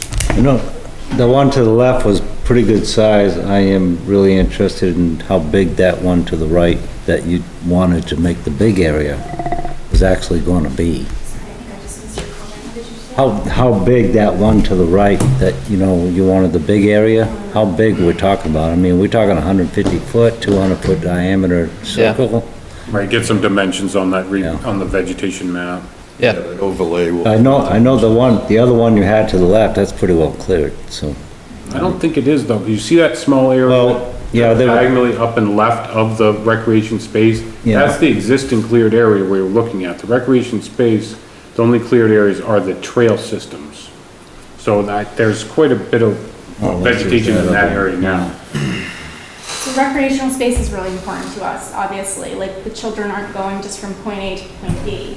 They're going to therapy, and then for the rest, other than that hour and a half when they're in therapy, they're doing potato sack races, they're doing frisbee, they are doing circles, and we're going to be needing that recreational space, and there's plenty of opportunity for shade in other places. So, outside of the shoreline, if we can, like, those recreational spaces are just really important to our campers. Like, I can show you videos too of like how much they use those spaces, but they're not just gonna be walking that path to one building to one building. Like, the point is for them to have fun. That's understood, if you could just show the size. yeah, we can, Yeah, but in terms of that park park Yeah, feeling of the recreational spaces, might just hesitate to promise that it's something that we're. Well, it'd be something that I would like to see on the plan, because you have 4 recreational spaces of large areas that are, doesn't seem like all of them need to be a field. So, something to consider and bring back in your next version, and we'll see what happens. Yeah. There's picnic spaces and things too, so they're not all a field, you know, but, I'll go through it with Camp Kita, and see where we can kind of find areas where maybe we can do some tree saves, but, I know that these upper areas are pretty critical, but we will look into that. and we understand the need of what you're trying to do. Of course, we're just trying to minimize the impact, but we would like to be able to see how big an Yeah. area you're actually, Yeah. I mean, you're clearing a couple acres of, clear cut. I don't like clear cut at all, but, Right. but, yeah. Yeah, 100 foot diameter circle is Good size. a good sized area. Of course, you gotta make it the way you need it, and you know what you need, not Right, you may have to just discuss it amongst yourself, what your goals and needs of the recreational areas are, and can you fit it into, having one as more the open space, just, I would discuss it with your group. yeah. And the other thing that makes it hard is just, they're not all doing the same thing at one time. So like, the older kids might be doing an activity and then we need another space for another group. So Right. there's like 7 different groups doing different activities at the same time. Sure. And spread out. So that's why it makes it challenging. But I hear what you're saying. Don't like Well, paving paradise either. pretty much lay it out the way you Yeah. think you need it. We just would like to see some dimensions. Okay. On Yeah, those, certainly. that- Thank you. pretty much. And then the location of the buildings, maybe, we can get the 2 cabins on the far left, potentially move to the north. It sounds like we'd get them out of the shoreline zone and we would potentially be moving them away from the property line. Explore that detail.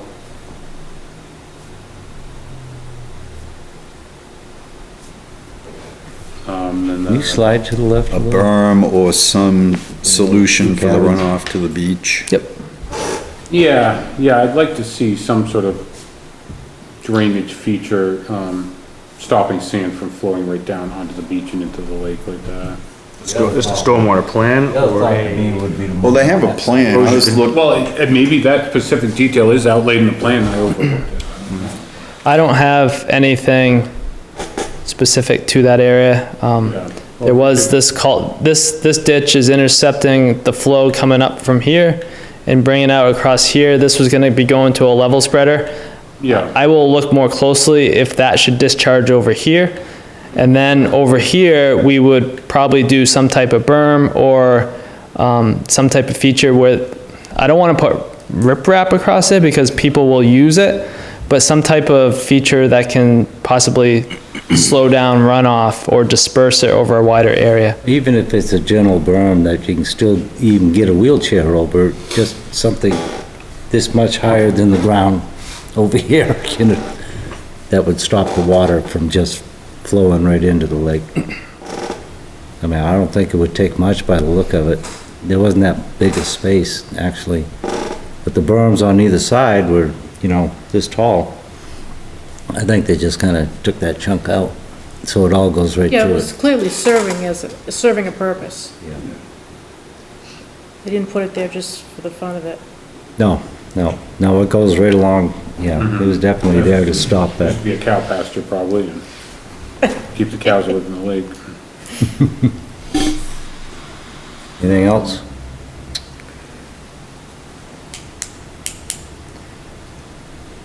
So, when does this material need to be resubmitted to be on that meeting on the 6th? I think if you have it for the 6th, Yeah, as soon as you can get it to us and let them know, they can either review it prior or, I'd like that to be the version that we have on the screen at the hearing. So if, location of I mean, trash. oh We yeah, have the dumpster, Yep. dumpster location, and just a note that says temporary dumpster will be used anytime residents are in-house, or however we want to phrase that. so the 6th is a couple weeks out, which gives me plenty of time. I think I can get it at least that Friday before the meeting, if something like that works. Yeah, it's Does nice that to give be you able enough to- time or? Certainly. Hopefully, Do it because then you're looking at another 2 weeks Or more, like or more. Yeah, So the sooner you can get it done, the sooner we can get okay, it done. yeah, I could probably even do it next week. And I don't know if there's anything you can do with the location of the dining hall. I know you said you don't want to move it back, but maybe you could, I'll look into what it means moving back, and then maybe or we just can, how you could maybe configure it to be further from the lake. If you could, yeah, at least explore the possibilities, alternatives, or...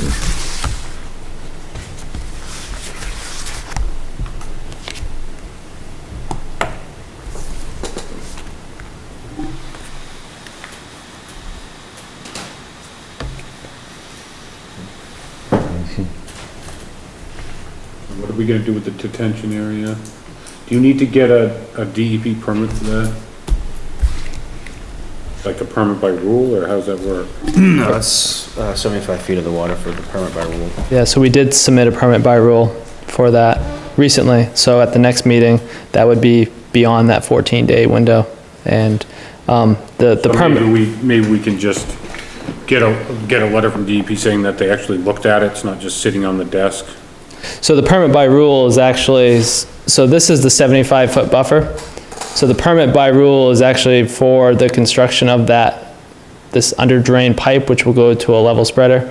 So they will look at the detention pond, they'll look at erosion control to make sure that it's all designed in general conformance with state standards. Right, but my concern is in the past, we've had these things go to DEP and they don't get back to the applicant, and it's not because they've reviewed it and decided that doesn't need to be, that they don't need to contact the applicant and that it's fine, but it's the reason they haven't gone back is because it's under 16 other papers on the desk and they haven't looked at it yet. So we just, before we approve it, if we just have something from DEP that says they actually looked at it. Okay, so I can make an effort to reach out and try to get some. Shout out to Mark Stebbins. That's right, he's in that role now. Yep, I can do Yeah, I that. mean, they'll probably be happy with your design, but it's something that we should, want to make sure DEP's on board before Okay. we approve the thing. Are they gonna be looking at any other aspects of the property? We also submitted a stormwater permit by rule. I don't know if you're familiar with a stormwater permit by rule, but when you disturb more than an acre of land, then you need to submit that. So we submitted all of the site plans as part of that. So they will be looking at the project as a whole and make sure that it's in general compliance with state standards, and they would flag anything if not. Yeah.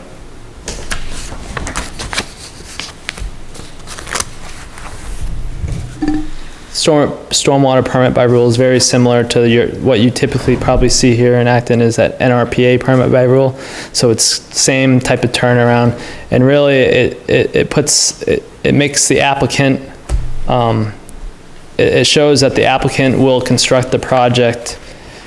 It's like an NOI to the main general construction permit, so they will operate kind of within the standards of a main construction general permit. So DEP will have its eyes, so there's two permit by rules out there now. One that's specific to this and one that is for the entire site. Yeah. When were they submitted? Just recently? I believe last Thursday, Friday.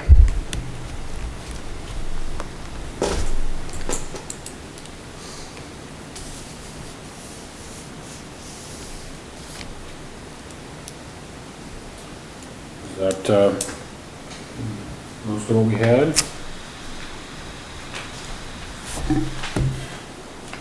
Did you have anything else in your notes? I think that's about it. Oh, I It's, have. I think that's pretty good. What is the patio surface gonna be made out of? You know that, Sydney? It depends about. I can reach out to Oak Point. I imagine as far as the actual, They're a landscape architect, is that what you guys got working with? Oak Point was the architect on the building.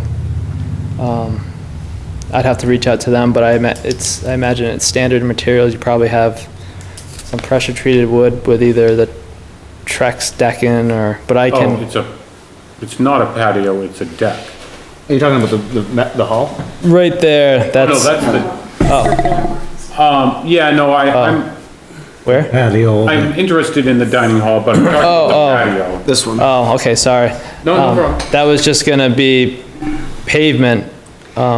Yeah.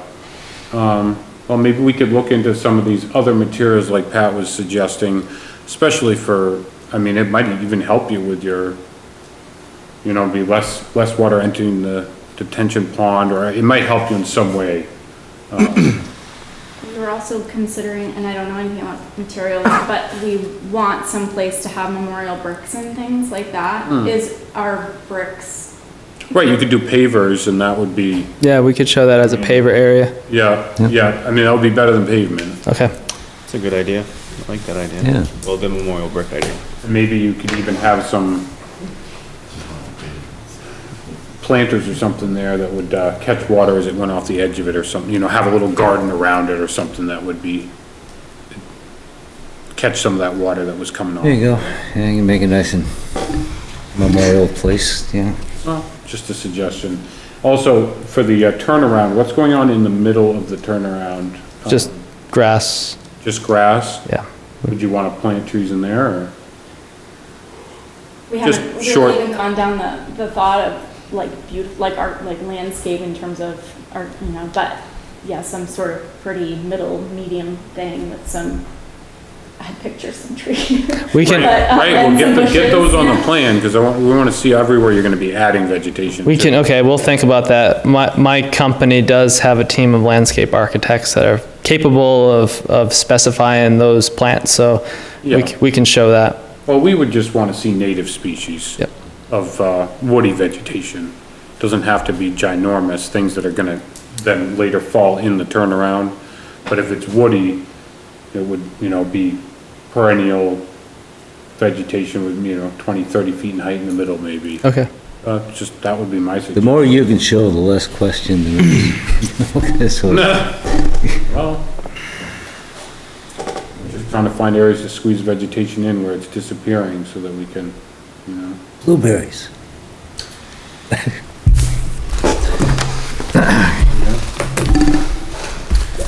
So you're gonna do your best to resubmit? Yeah. Okay. This so that the, board. I'll look to resubmit in a week and a half. Thank you for everyone's time. You need a motion? Thanks for, I'm gonna, make a motion that we hold a public hearing for Camp Kidder on 14 East Shore Drive.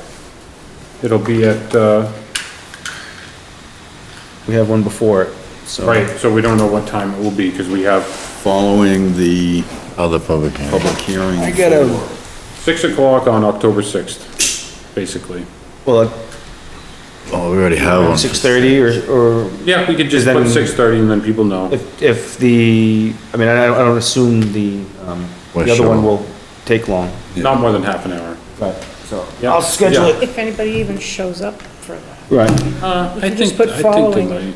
Yeah, following, yeah, but it just, yeah, but you'd want to be here at 6 anyway, but probably. Yeah, if we do it following, and it only lasts 10 minutes. so- I'll second. All in favor? thank you. Thank you, guys. Thank you.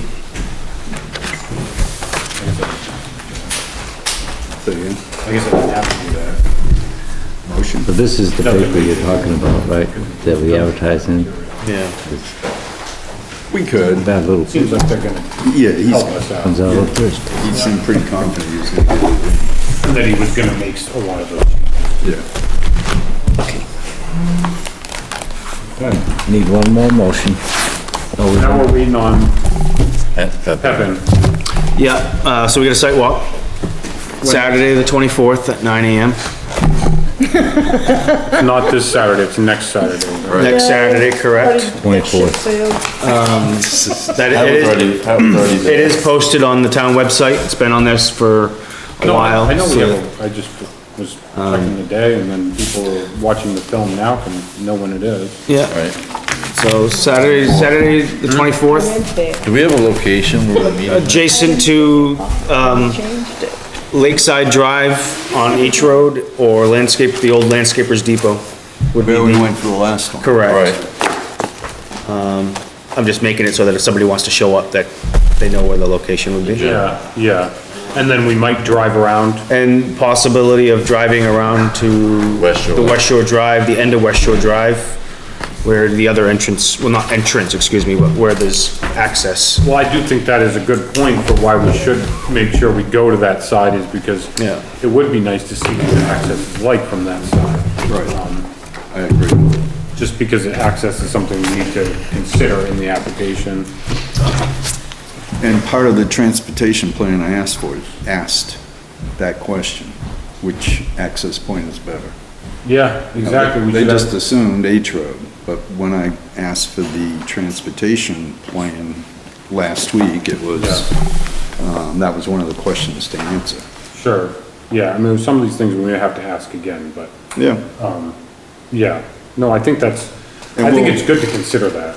Right, and so the point will be, we'll go beyond where we went in the first extraction area. Yes. And it should be marked, the Two vernal delineation pools, buffers should be marked marked out. out.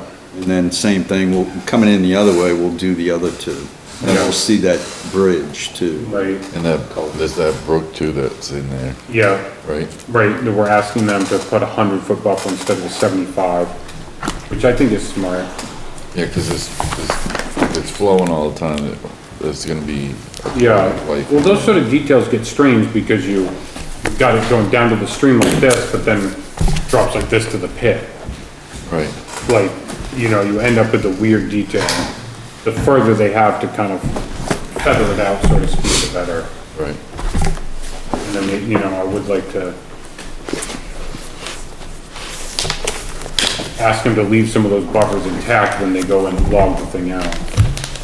make sure it's not just a buffer from the mine. It's also vegetated. Get into it tonight. And that's it, nothing else.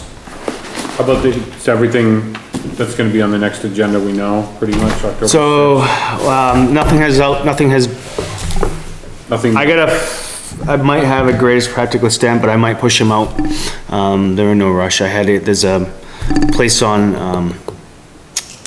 Loon Pond that burned, was a fire a little while ago, and they're gutting the place, so it constitutes, the 50%, more than 50%. They're not removing the full structure, they're gutting the inside, but, it was a 50% of the market value though. exactly, Yeah. so, it does What's put. the foundation? Huh? How's the foundation? Foundations, it's fine, yeah. It's not- It's not being removed. It's not an old foundation. No.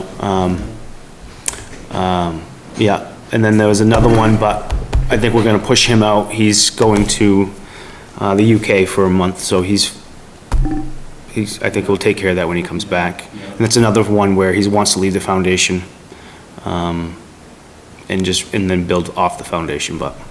It always gets tricky when they're expanding they wanna leave the foundation, but then they want to expand. Well, yeah, they wanna expand up, Yeah. and he's got a brand new septic behind it, but Right. that's a plan that you guys will be able to review, when it comes in. He's got some really good, he showed me the plans today, so he's got some really good supporting documents, of his project, so. Yeah, The other one, on Loon Pond, not so much yet, I'm working with him. yeah. He didn't realize, most people don't realize it brings them in front of the planning board, so. Yeah. We'll figure something out with him. But, so I don't know if he's gonna be ready for, that meeting, but if he is, stick him at the end. So we're gonna have. It's a pretty full agenda. Yeah, 2 public hearings. I'll review the agenda, tomorrow, and, if I have to push him out, I will. Is Pepin gonna have updated stuff in Then the are we next gonna have- meeting? I hope so. So, Pepin's not gonna, Matt himself isn't gonna be here, for that meeting, but, Kyle from, Saint Germain will be here. Kyle signed, did Kyle, fill out one of these I things? don't know if, but Because I'm there's, not sure we can discuss it without okay. the owner. Now, what happens if Dave Senior was here? I think we could discuss it if Dave was here. Yeah, all right, I'll have a discussion with Matt, and he might Just just be curious. he might just be willing to, put, Saint Germain as an authorized agent, or just have Dave, Yeah, Then are we gonna have Ben Smith here too? Ben Smith will be here on the 6th. but I'm gonna have, for Pepin, that's the only reason he's here? huh? He's not looking, yeah. Yeah, Yeah, so we would want him to come after because that. we wanna go through the operations manual. Right. On I the don't- 6th. Yeah, but I wanna have Matt here when we go through the operations manual. Cause the engineer doesn't really, Right. he's kinda separate from the operations manual. Right, no, I get it. Yeah. What about Dave? Well, Dave, I don't know how much, Technically- I don't know how much the father has his involvement in I with think it would this. technically work, but it wouldn't be as productive. right? So you want Well, push it out again? Well, let me have a discussion, well, maybe we'll just discuss the site walk at that date and then we'll have to push it out to discuss the operations manual at the next meeting. Cause I'd love to have the owner here when we go through that thing, cause it's not just, I mean, there's a lot to it. yeah. Right. Just something to think about. I will, I'll have some contact with, Matt, tomorrow or Monday, hopefully tomorrow. I got an audit I'm in the middle of, so. That takes, yeah, well, yeah. We've been jumping around. I don't get to do it all day long. I gotta, so it's kinda, but tomorrow we're blocked out the morning to just get it done. I have to have it done tomorrow, so. Anyway. I'll reach out to, Matt, definitely about that and find out what we wanna do. we do want Ben, if we're just reviewing the site walk, we want, North Star No. here. I'm not sure. Yeah, Kyle will be at the sidewalk. I don't know if we need Ben next time if Matt's not yeah, gonna. if Matt's not gonna be here, we're not gonna get into the operations manual. And we What have. I really want, I mean, I don't wanna cost the applicant more money than we have to, Yeah, I don't know if it's necessary. and so, We may wanna wait until we get the new operations manual, everything, all the maps revised and everything. Have those submitted to North Star, get a commentary and get him back in, yeah. instead of just having him here for the, Yeah, it definitely makes sense if we're just gonna go over the site walk, you know. and not the operations manual, because, yeah, we wanna go through the operations manual with a fine tooth comb. Yeah. And I feel like, yeah, and it would be great to have Matt here, yeah. So if I potentially, or whatever, schedule, ask Ben to see if he's available for I think it was the 20th. Yeah, if Matt can make it, or, well, no, but we may not even want Ben on the 20th, because really he needs to just come back once he's re-reviewed everything and given his memo again. You know, because we're still waiting for the revised. Yeah, he wanted to have some discussion with, some of the board members of what they really wanted to see on that memo. Like, you guys had a lot of questions the last time, and Which memo?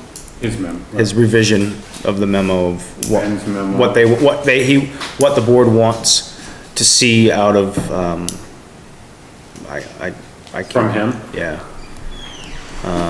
I think he did a great job, it's just there's other things that are beyond his, that aren't black and white, that are. Yeah, because I think I left you a message the other day, because you had a lot of concerns then, and he was wondering what your concerns were, like some of the concerns that he could have addressed in the revision. Ben? Huh. Well, I thought his memo was all right. I'll talk to him tomorrow, Yeah. I'll reach out to, tomorrow or Yeah, I Monday. think he had good questions and they answered. And then he redid it and addressed the answers, and I thought that was all good. That second memo, then went into process. Like he was, in my opinion, at that meeting, he was trying to lead us to say, Pushing it. now we say it's complete, when it's not complete yet. No. Yeah, my inclination would be to hold him off until we've got a new version and he's reviewed the new version, and then we kind of do what we did again with him. But So it'd almost push it back into November, it'll push him till whenever Pepin gives us the new versions. right? But we could And he have, has time to review them, and we have time to review them. right, but he could have Kyle here for the 6th for the site, discussion of the site walk instead of. Right, Matt. right, If Kyle's allowed to represent him. Right. right. Yeah, so I don't think he is, right now, I don't think so either, he's always been here with the applicant, so. yeah. Because then if no one's here for him, how are we gonna discuss the site walk? Because we can't. We won't We do won't. it, yeah. Then we just have to cancel the site walk. No, I think we could do, he's gonna be at the site. Yeah, Matt will be at the sidewalk, and Kyle, Follow up the meeting. I'm not gonna cancel the sidewalk, though, I've got it scheduled already. Yeah, no, we can do that. Yeah. You've already let them know what you want for the sidewalk anyway, right? We did Yeah. at that previous meeting. What's there to So- discuss? Well, when you We check already in with discussed him, the make first sure that one. he's on par for the sidewalk, We but can't, I don't without think we the should change applicant, we can't. Yeah, no, I just spoke with him, I've been in contact with him the last couple We need days, somebody 'cause, here. he had concern If not, about, what's the point of having a sidewalk? and that's why he's not, I initially had him on the agenda for tonight, Well, to go over, the operations manual with Ben being here, but then Mark again. Ben had an issue, he had a scheduling conflict, and then, Matt, I asked him, Matt, if he's still plan on coming in, and he said, well, I don't feel there's any point if Ben's not gonna be there. But does he want to discuss the operations manual or whatnot with Ben being here, however that was? I don't think that's necessary, but, That's gonna take a whole meeting. oh, yeah, yeah, no. You know, I mean, this is the most complex thing we've ever dealt with here. Right, right, And it deserves that degree of attention too. yeah. Yeah. All right, I'll make a motion we adjourn. I'll second. All in favor? Everyone who didn't second. So you can put your notes, all three of us second. At one.